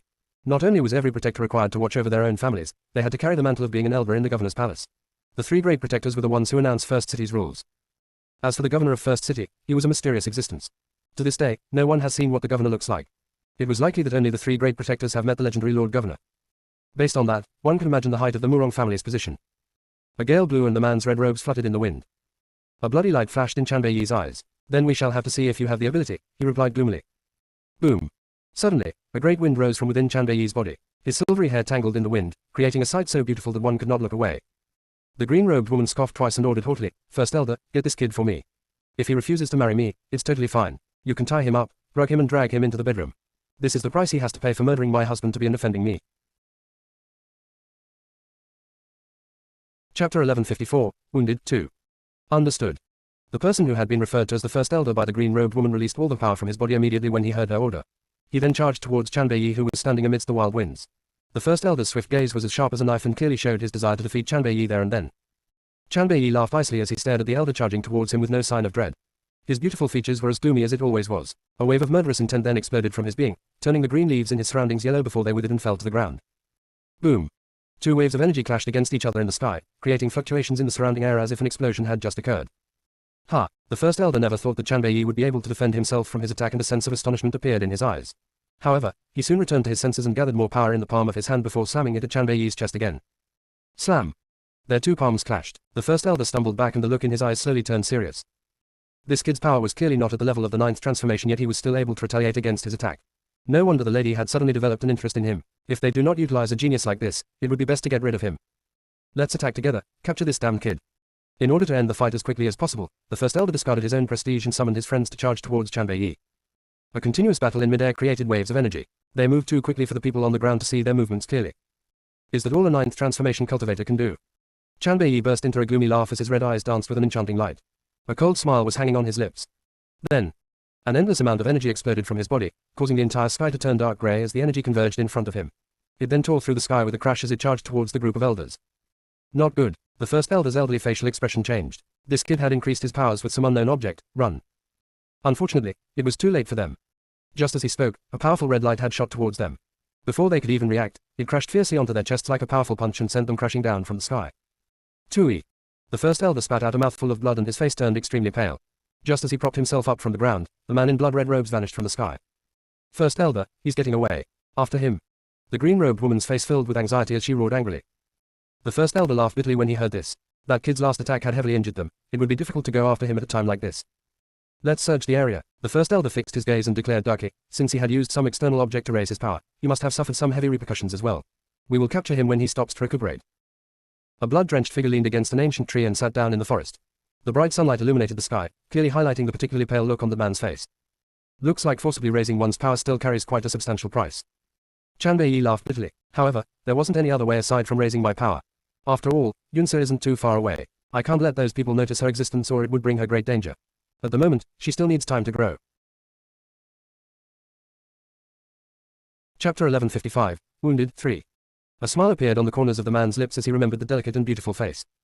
Yunsa, I'm sorry, I won't be able to keep you company for a while. I'll come back to you once I've recovered my strength. He quickly sat down in a cross-legged position as he muttered these words and regulated the aura within his body. What is the meaning of this? In a forest on a mountain, several figures descended from the sky and landed near the pile of corpses after Guru Royan and the others had left. Who has done this? Who has touched the charm sect disciples and given them such a horrendous death? A middle-aged woman clenched her fists at the sight of the charm sect disciples' bodies that were lying in a pool of blood. Her face was filled with rage as she said, investigate this. I will make the person responsible for this pay no matter who it is. Yes, Elder. Wen Yan Wan, a disciple from the charm sect, joined her fists and retreated after receiving her orders. The middle-aged woman could not suppress the anger in her heart.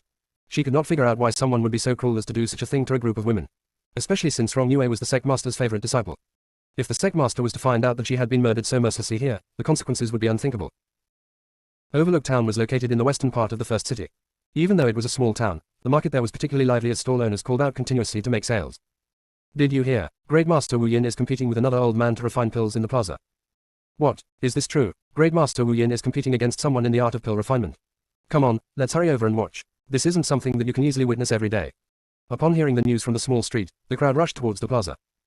Great Master Wu Yin. Gu Ruoan was shocked. If she remembers correctly, that was the name of the person who was mentioned by those ruffians who had tried to snatch the medicinal herbs from Yi Nuo. They had claimed that they wanted to give the medicinal herbs to Great Master Wu Yin. Bodyguard Gu, let's join in the fun too. Yi Nuo blinked. I'd really like to know if Great Master Wu Yin is better than the other old coot. Obviously, Yi Nuo was a person who would hold a grudge. Previously, someone had tried to snatch his medicinal herbs in order to gain favor from Great Master Wu Yin. Therefore, he has now carried this debt onto Great Master Wu Yin's head. Great Master Wu Yin was refining the pill effortlessly and with great ease at the plaza. His expression had remained calm the entire time. In contrast, the old man in front of him was obviously uncomfortable. Beads of sweat were rolling down his forehead continuously and his expression filled with anxiety. However, when Gu Ruan laid her eyes upon the old man, she was immediately dumbstruck and rooted to her spot. What's this guy doing here? He's even competing with someone else to refine pills. During that year when she had been in closed-door cultivation, this old man had made a trip to the Northern Bloc territory.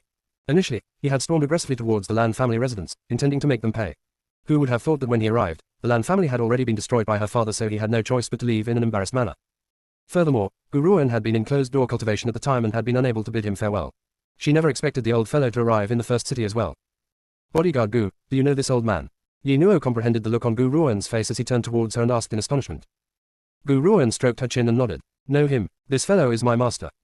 That was right, the fellow competing against Great Master Wu Yin was her master, the holy Dr. Bai Junction. However, it seems like her master was not in a very favorable position now.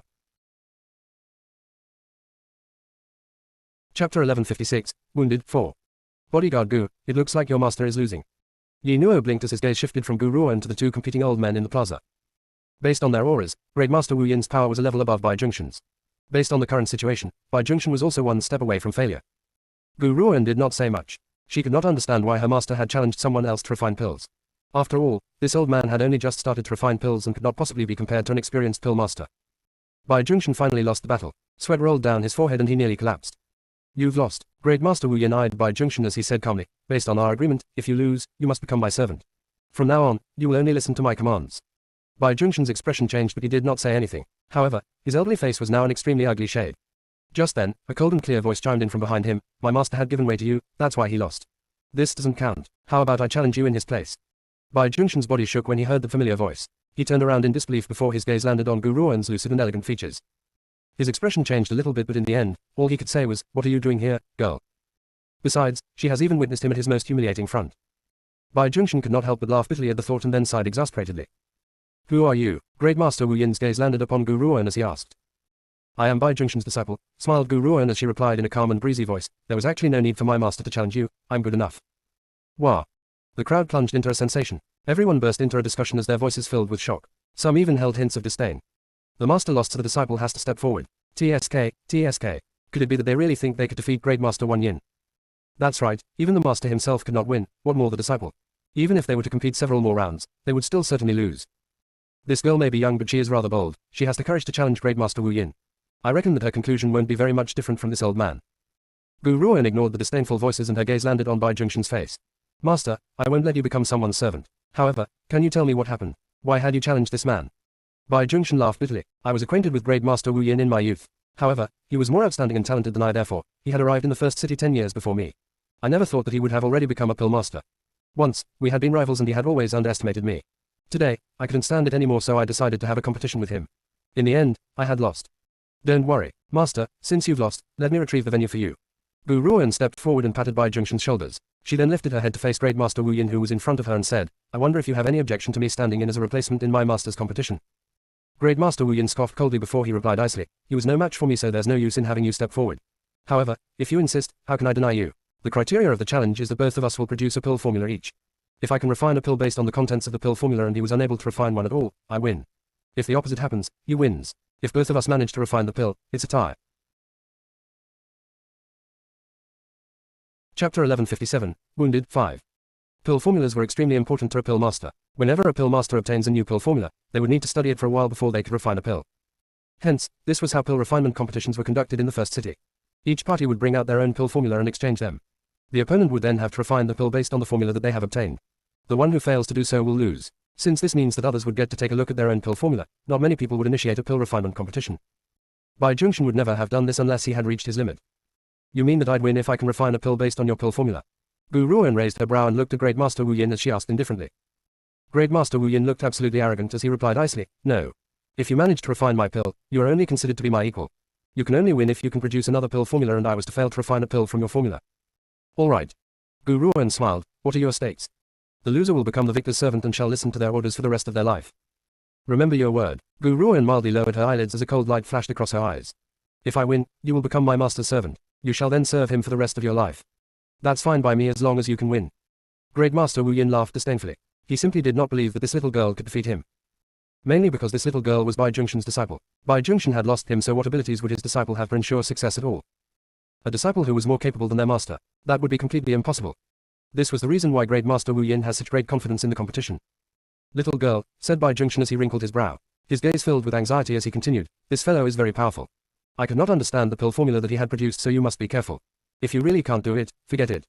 Gu Ruoan smiled but said nothing. She then headed towards the center of the plaza and casually picked up the pill formula on the table. After just one glance, she put the pill formula down.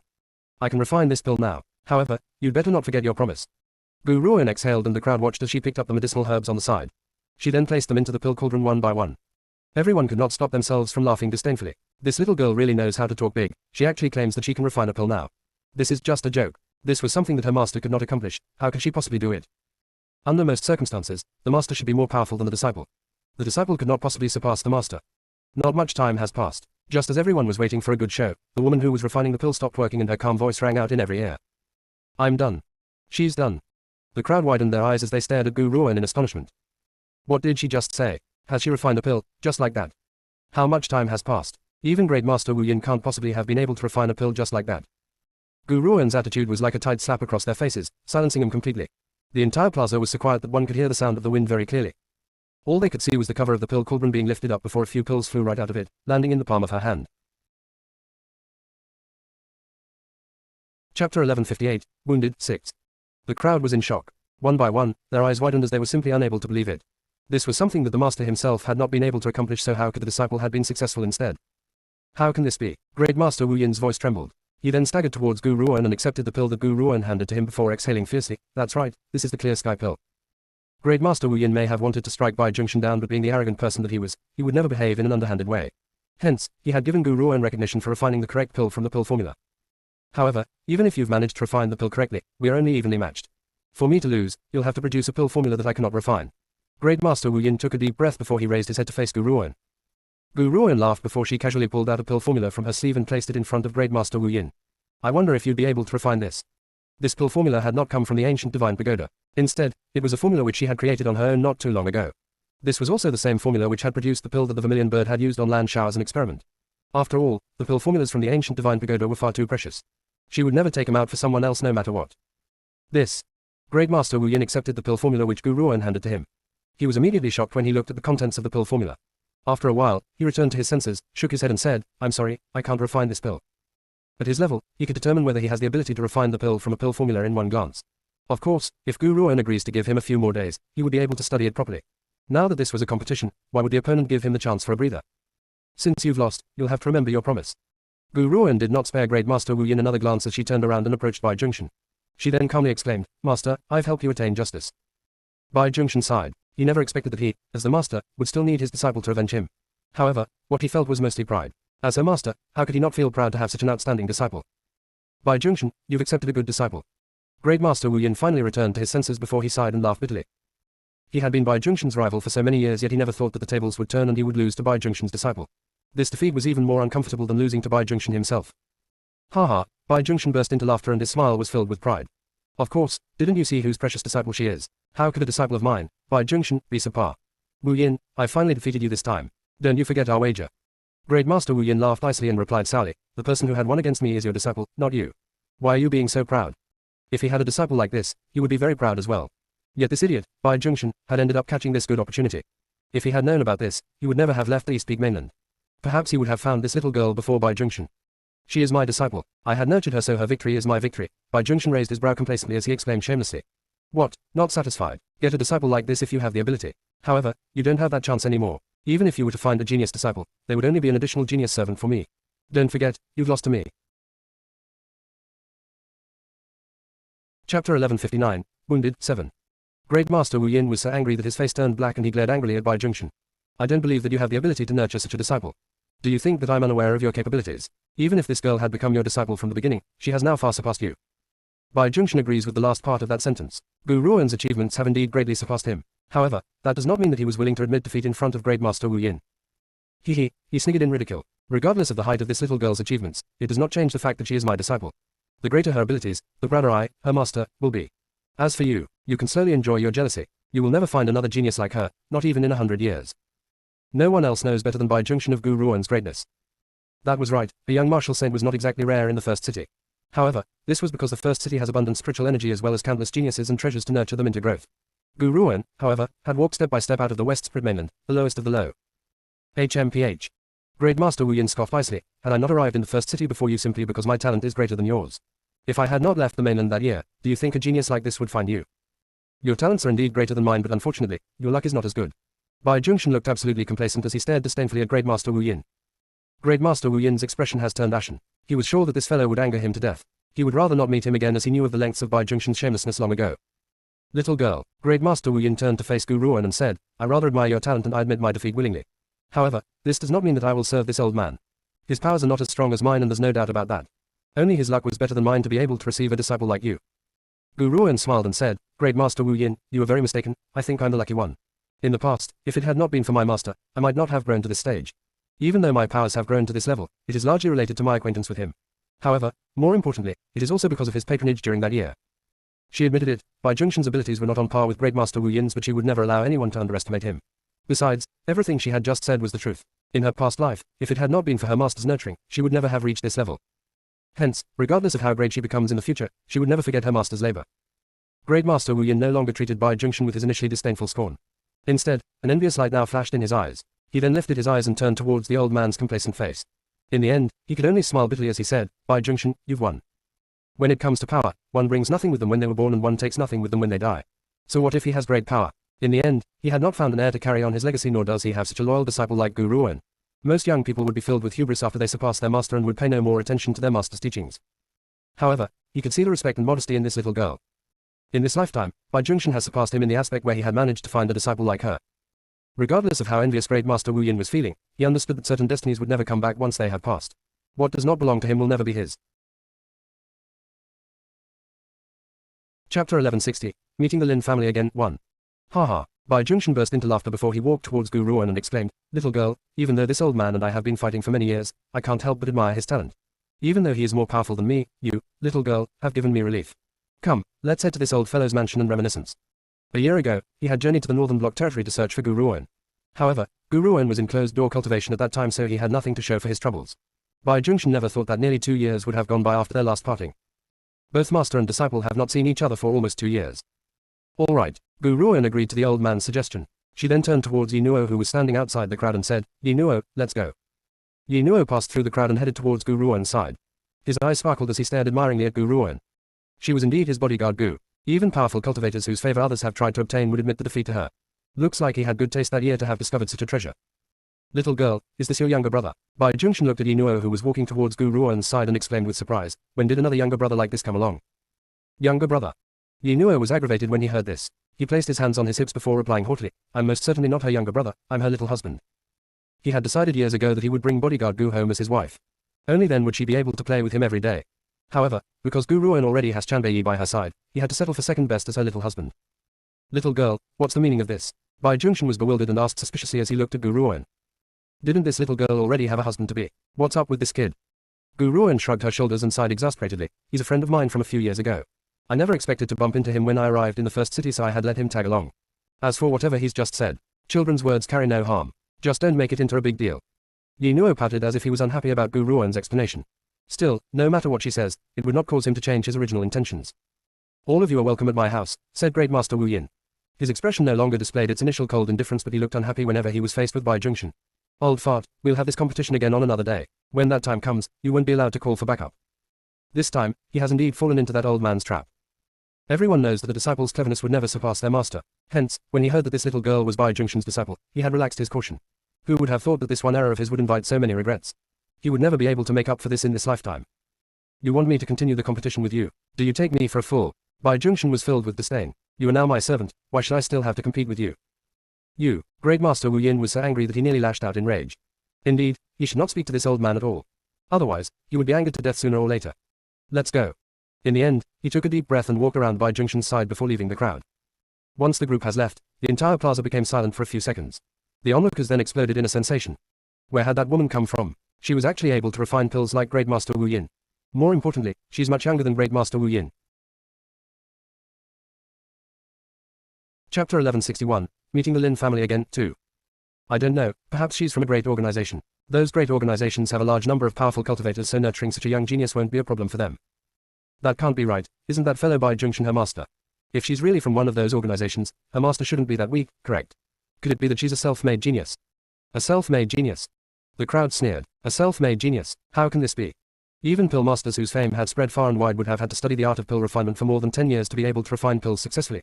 How old was that little girl? How could it be that she has become a pill master after studying a few books? Aren't these the ravings of a lunatic? Matters like this which are contrary to common sense can't possibly happen at all. At Overlook Town. A short, tile-roofed house stood in the middle of a mountain not too far away from town.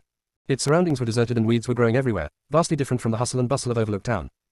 Old fart, you're staying at a place like this. Bai Jungshan was a little shocked. Based on Great Master Wu Yin's status, why would he live in such a pathetic tile-roofed house?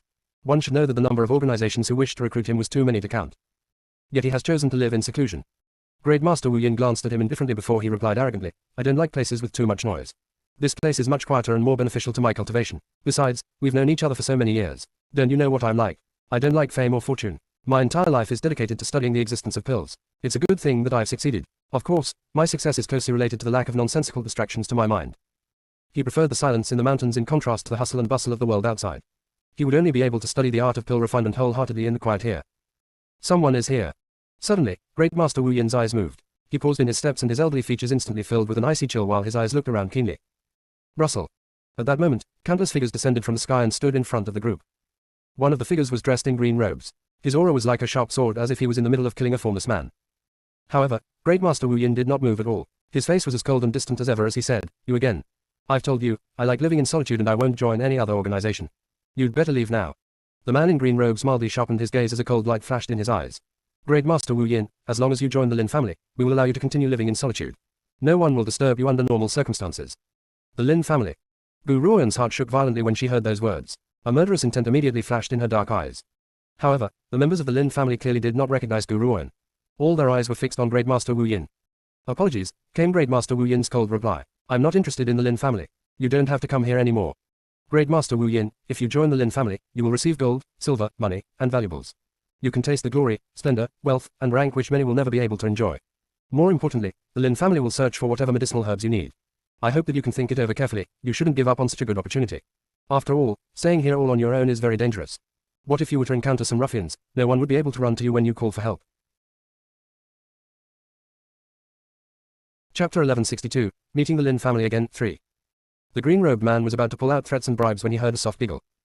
What are you laughing about? The green-robed man bellowed angrily as he turned towards Gu Ruoyan, who was standing behind Great Master Wu Yin. He had to humble himself in front of Great Master Wu Yin. However, there was no need for that with this little girl. His offer has just been rejected by Great Master Wu Yin, so naturally, he was in a very bad mood. Hence, he let all of his anger out onto Gu Ruoyan. However, he had been waiting here for Great Master Wu Yin's arrival the entire time, so he had not witnessed the scene in the plaza. Otherwise, even if he was given 10,000 doses of liquid courage, he would never have dared to vent his anger out on Gu Ruoyan. Based on what I know, Great Master Wu Yin has even rejected the offers of organizations like Wind Valley. Do you think that there's any possibility that he would settle for second best and join the Lin family? Yet, I never expected that the Lin family would go to such lengths to entice him. They would even use threats. There really isn't anything that the Lin family won't do. Wu Yin eyed Gu Ruoyan curiously. He clearly heard the edge in the woman's voice and felt slightly suspicious. Could it be that the Lin family and Gu Ruoyan holds a grudge between them? Little girl, don't get involved in matters that don't concern you. Do you think that your status could be on the same rank as Great Master Wu Yin? The green-robed man laughed icily before replied disdainfully, I had treated Great Master Wu Yin with respect, but there's no need for me to respect a little girl like you. I'd advise you to keep your mouth shut. Otherwise, you'll attract fire. In the first city, the Lin family's name may be placed around the back of the crowd. However, they were also in the middle range amongst the ranks in the first city. When compared to the martial saints who have just entered the first city or idle cultivators, the Lin family was still much more powerful. After all, only families with members at the rank of, exceeding, would have the right to set up an organization. Great Master Wu Yin stared at the green-robed man as if he was looking at an idiot. His elderly features have lit with a disdainful smile. This little girl's pill refining skills were clearly superior in comparison with my own.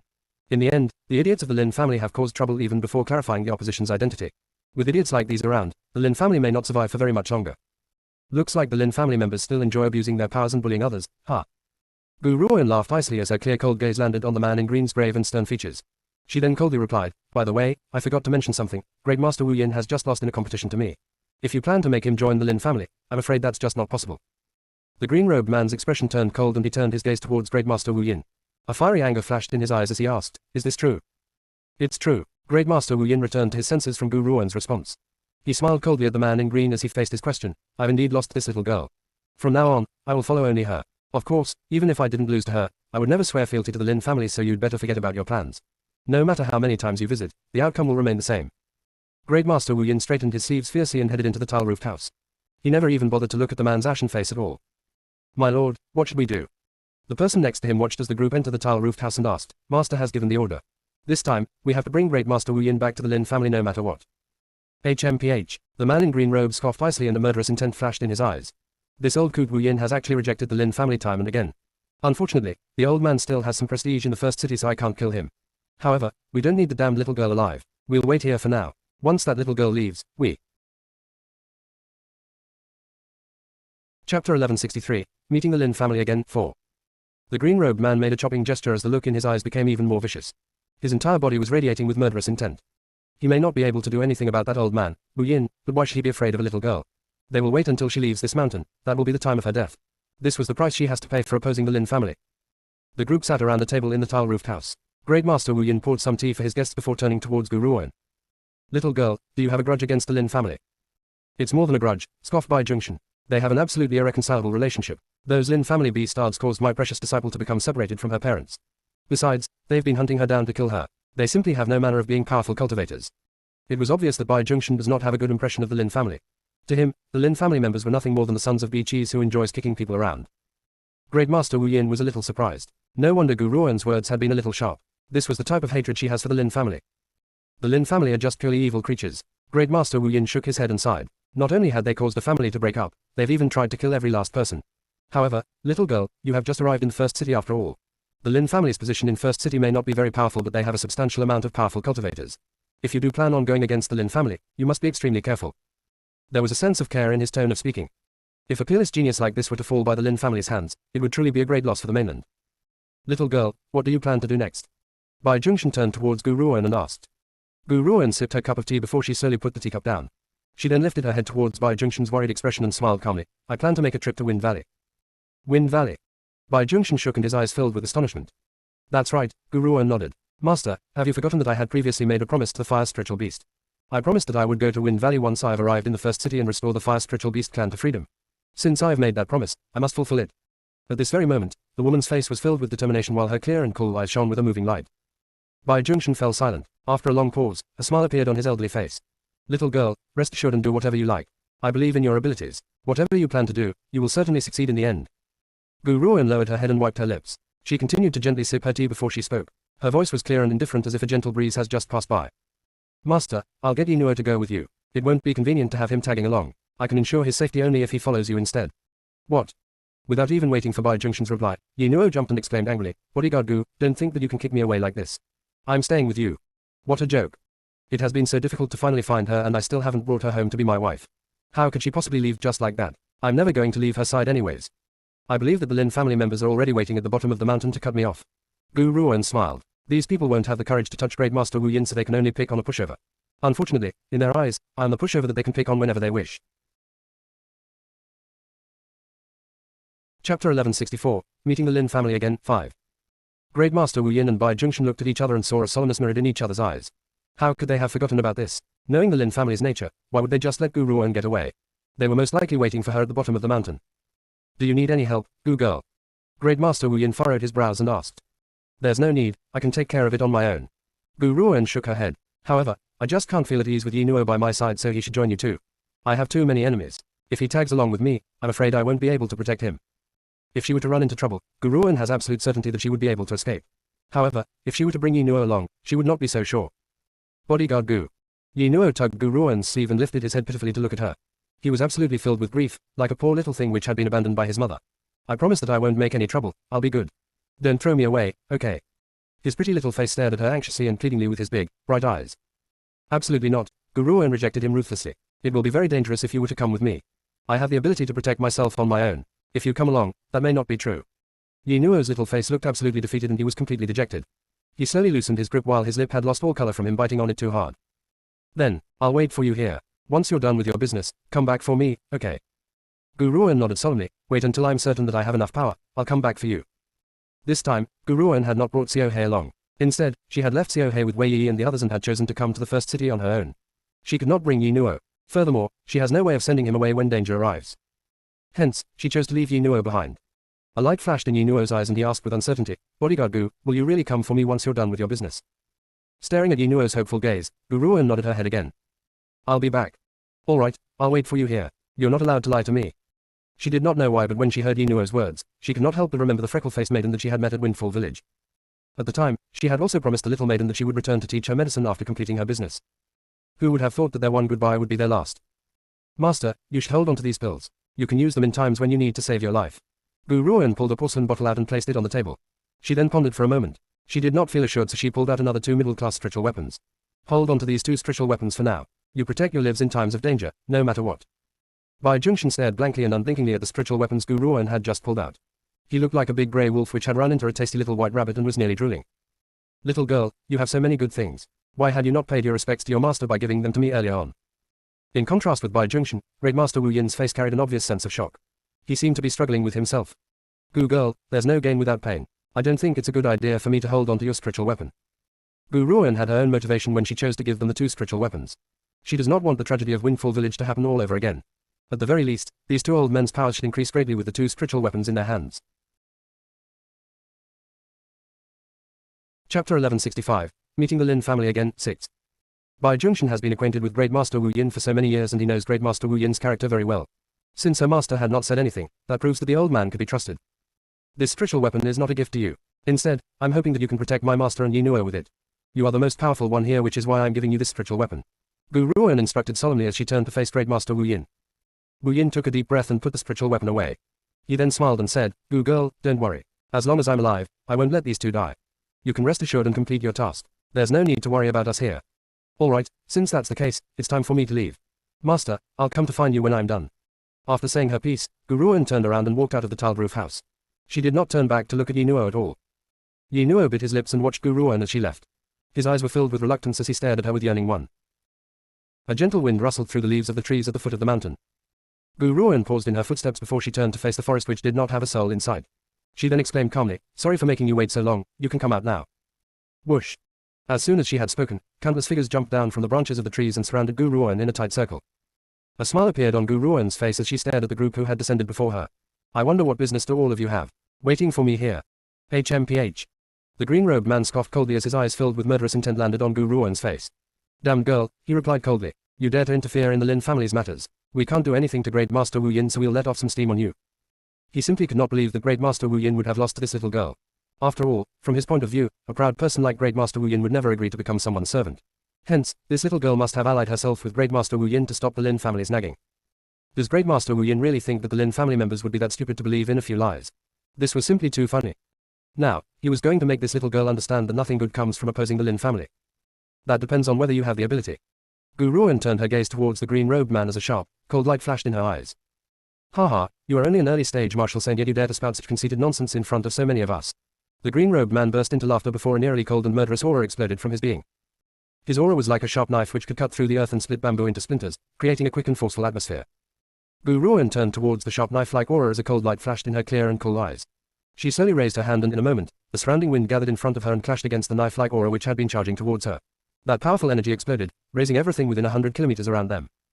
The green-robed man was shocked. A disdainful smile then flashed across his eyes. I didn't expect this. Your powers aren't too bad. You were actually able to use your early-stage martial saint powers to smash my attack to pieces. Unfortunately, I had not used the full extent of my powers. If I had attacked with all my power, I'm afraid that you would have fallen. Chapter 1166, Meeting the Lin family again, 7. Gu Ruoan moved her wrist as she stared at the green-robed man disapprovingly. She then smiled calmly as she said, since that's the case, show me the power of a mid-stage martial saint. Upon reaching the rank of martial saint, the progress into every level was equal to a whole character's worth of change. For example, cultivators at the early-stage martial saint rank would never be able to defeat a mid-stage martial saint. That was why the green-robed man had acted so snidely towards Gu Ruoan. Besides, he was also leading a group of early-stage martial saints who were on the same level as Gu Ruoan. Hence, he believes that Gu Ruoan would never be able to escape from him no matter what. Alright, I shall make you understand the distance between you and the Lin family right now. Murderous intent erupted from the green-robed man and quickly filled the atmosphere. He then moved in front of Gu Ruoan with a whoosh before he slammed his fist heavily at Gu Ruoan's head. The speed of his movement was so swift that his hard fist seems to have been wrapped in a gust of wind. The green-robed man had a cruel smile on the corners of his lips. He believes that this woman's head would crack open immediately when he had thrown his fist. No early-stage martial saint could escape from his attack. Clang! Just as the green-robed man's fist was about to land on Gu Ruoan, a broken sword appeared from the sky and sliced downwards towards his body. You think that you can hurt me with this broken sword? Haha, this is really too funny. The man in green hesitated for a bit before he burst into laughter. However, his laughter was also filled with rage. His fist did not stop as it flew towards Gu Ruoan's head. A broken sword can't harm me even if I stayed still. Why should I care if it cuts me? I won't be hurt by it anyway. I can even seize the opportunity and put this woman down. Gu Ruoan saw that the man in green did not have any intention of stopping his attack even though the broken sword had appeared. She immediately retreated heavily and dodged her head to the side just in time for his fist to brush past her. The green-robed man sneered and tried to attack Gu Ruoan once again. However, just then, the broken sword pierced through his back and blood began to spray from his back, dyeing it in red. Ah! The green-robed man gasped. His thighs landed heavily as he knelt on the ground. His eyes were filled with shock but most of it was anger. This woman has actually wounded me. Furthermore, she had only used a broken sword to do it. Actually, based on the man in green's powers, evading the broken sword should not have been too much problem for him. However, in the end, he had underestimated Gu Ruoan. In his eyes, a damaged and broken sword would not have the ability to break through his defenses. What more hurt him? Why should he avoid it? However, he did not know that regardless of how damaged the spiritual weapon was, it does not change the fact that it was a spiritual weapon. Besides, this spiritual weapon was not like any other spiritual weapon. It was a high-class spiritual weapon before it had been damaged. Its peak power was unimaginable. The powerful spiritual energy around it was enough to break through his defenses. My lord. The faces of the Lin family members drained of color at this sight and they rushed to the green-robed man's side. HMPH. The green-robed man scoffed and helped himself up. His pale, white face stared at Gu Ruoan as he ordered fiercely, guards, attack. Kill that woman. I want her to die without a whole corpse. This was the price she has to pay for humiliating him in public. Yes, my lord. Instantly, every member of the Lin family pulled out their weapons and charged towards Gu Ruoan from all directions in a speed as swift as lightning. Chapter 1167. A person not to be trifled with 1. Gu Ruoan was now surrounded by the crowd. It was impenetrable and there was absolutely no way out. However, there was no sign of anxiety on her face. Her expression had stayed calm throughout. You finally decided to attack together. Her voice was serene and indifferent as it echoed slowly throughout the forest. That's good too, let's finish this fight quickly. Boom. The aura within the woman's body stirred. It was an extremely shocking sight as if a myriad of mountains and rivers had just moved. Wind and rain gathered as it whistled towards the Lin family members. Slash. The broken sword's energy sliced across the frontmost row of cultivators. Before they could react, they felt a piercing pain in their chests. When they lowered their heads to check, they saw a gash on their chest with fresh blood sputtering continuously from the wound. The crowd then watched as they crumpled to the ground. The man in green's face has thoroughly changed. His eyes were now filled with shock. The attack he had just received could be considered as unavoidable, but these people were early-stage martial saints. Yet they had been attacked by the broken sword before they could even react. Where on earth had the broken sword come from? How could it emit such a powerful energy? Gu Ruoan put the broken sword away as she looked at the Lin family members who were charging towards her. A thick murderous intent rose in her clear and cold eyes. As if they could sense the murderous aura from Gu Ruoan, the group quickly paused and stood several meters away from her. They did not dare to make any sudden moves, afraid that they would end up like the first few who had fallen into a pool of blood before they could even react. What kind of a person are you? The man in green's face was a particularly ugly shade as his eyes glared at Gu Ruoan fixedly. Gu Ruoan did not say much as she slowly approached the man in green. She was holding the blood-drenched broken sword in her hand, and with each step that she took, the murderous aura from within her became stronger and stronger. Little girl, if you wish to kill me, I'm afraid that it won't be that easy. The man in green sneered. He had absolutely no fear of Gu Ruoan, who was slowly approaching him. His expression was full of disdain as he said, however, as long as you're willing to admit your wrongs, I might leave you with a whole corpse. This little girl is indeed pretty powerful to be able to hold her own against so many early-stage martial saints. Unfortunately for her, he was already at the middle stage. Even if she was to harness the power from her broken sword, she could not possibly defeat him. Earlier on, she had managed to hurt him because he had underestimated her. Otherwise, she would never have been able to hurt him. Whoosh. Gu Ruoan clutched the broken sword tightly in her hand as if she had not heard the man's words at all. With one fierce stroke, a wave of sharp sword energy rushed towards the enemy. The two parties were very close to one another, so the man in green could not evade in time. More importantly, he did not want to evade the attack for the sake of restoring his dignity. He had faced the sword energy from Gu Ruoan's broken sword head-on. Blam! With a wave of his hand, a long sword appeared out of thin air in front of him. There was a loud clang when the sword energy from the broken sword reached him. The long sword in his hand then split into two before the broken sword's energy slashed fiercely upon his chest. Chapter 1168. A person not to be trifled with 2. Cough. The man in the green robe backed away as he spat out a mouthful of blood. His expression was extremely pale, and his keen eyes were locked on Gu Ruoan like a pair of daggers. Whoosh. Whoosh, whoosh, whoosh. At that moment instant, numerous sword energy waves shot toward him and sealed his entire body from every direction, leaving no chance for him escape.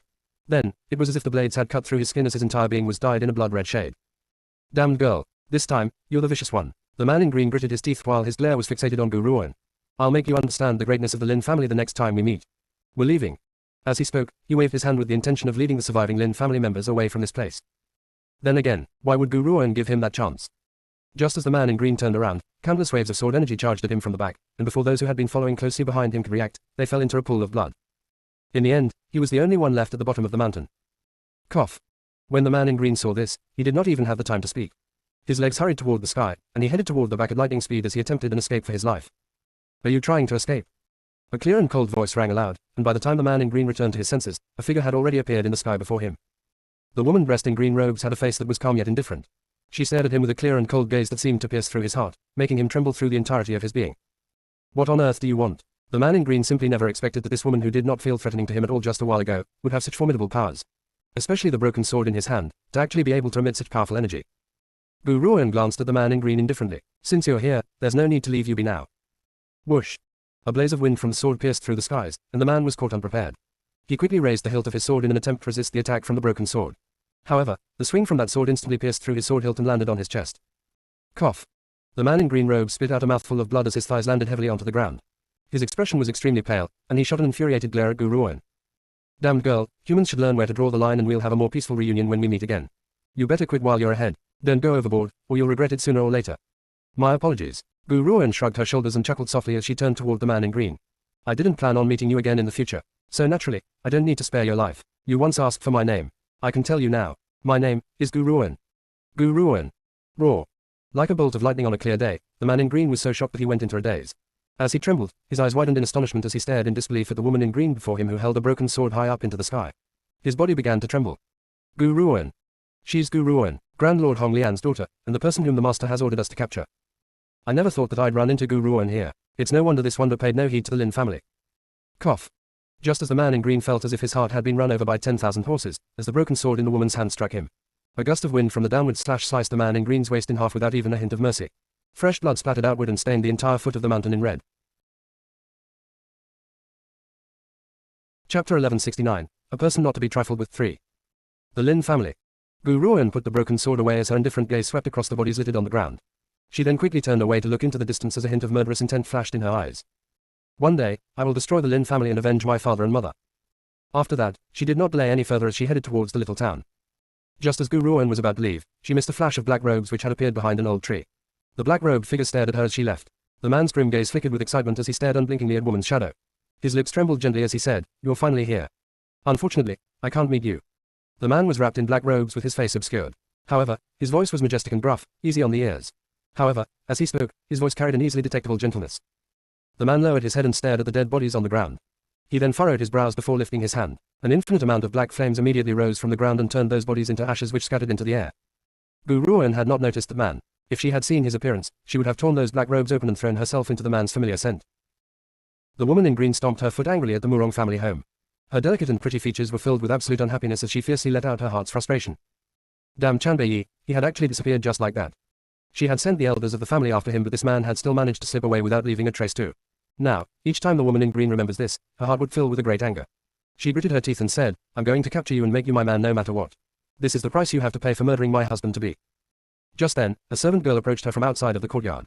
The servant girl walked carefully towards the woman in green and bowed. "Young lady, master has summoned you." The woman in green sighed and replied, "I understand." An old man was sitting upright on a hardwood chair and flipping through a book in an elegant study. He sensed someone outside the study and slowly put his book down. He then lifted his head and turned his loving gaze towards the woman in green who had just entered the room. "Kinnair, I heard that you've mobilized the powers of the higher-ups of the Murong family all for the sake of a man." The old man gently furrowed his brows as he spoke. His intonation was filled with dissatisfaction, though some of it was exasperation and love. "Grandfather." Murong Qian walked towards the old man's side, tugged on his arm coquettishly and said, "That fellow had murdered Wu Yun, so I must make him pay me back with another husband-to-be." The old man sighed, feeling more exasperated by the minute. "I've indeed spoiled this girl rotten, she would even snatch away another's man now." However, the Murong family has great power, so, obviously, Murong Qian would have this right as the young lady of the Murong family. "I thought you didn't like Wu Yun and you didn't want to marry him. Why are you hunting this man for killing Wu Yun?" "Whatever, I don't care. I will drag him back here and force him to marry me." Murong Qian pouted as she spoke in a sweet and capricious manner. "In this world, no one would dare ignore me like he did. Simply because of this, I must make him my husband. Even if he refuses, I will tie him up and drag him into the bedchamber." Chapter 1170. A person not to be trifled with 4. Now, each time she remembers the cold, gloomy, and merciless look in Chanbei's eyes when he had looked at her, Muronqian would gnash her teeth in anger. The more he hates her, the more she wants him to marry her. She even wanted him to fall in love with her wholeheartedly.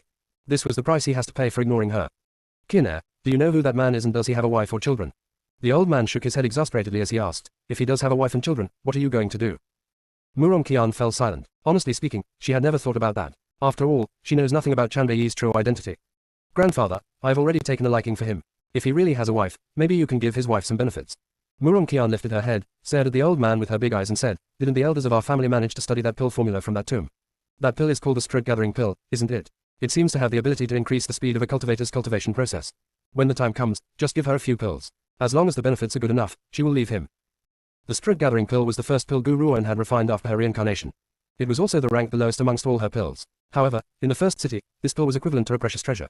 Even though pill masters do exist in the first city, the pills they refined were still extremely precious because of the rarity of pill formulas. The funniest thing was, the eldest lady of the Murong family intends to bribe Gu Ruoan with Strut Gathering pills.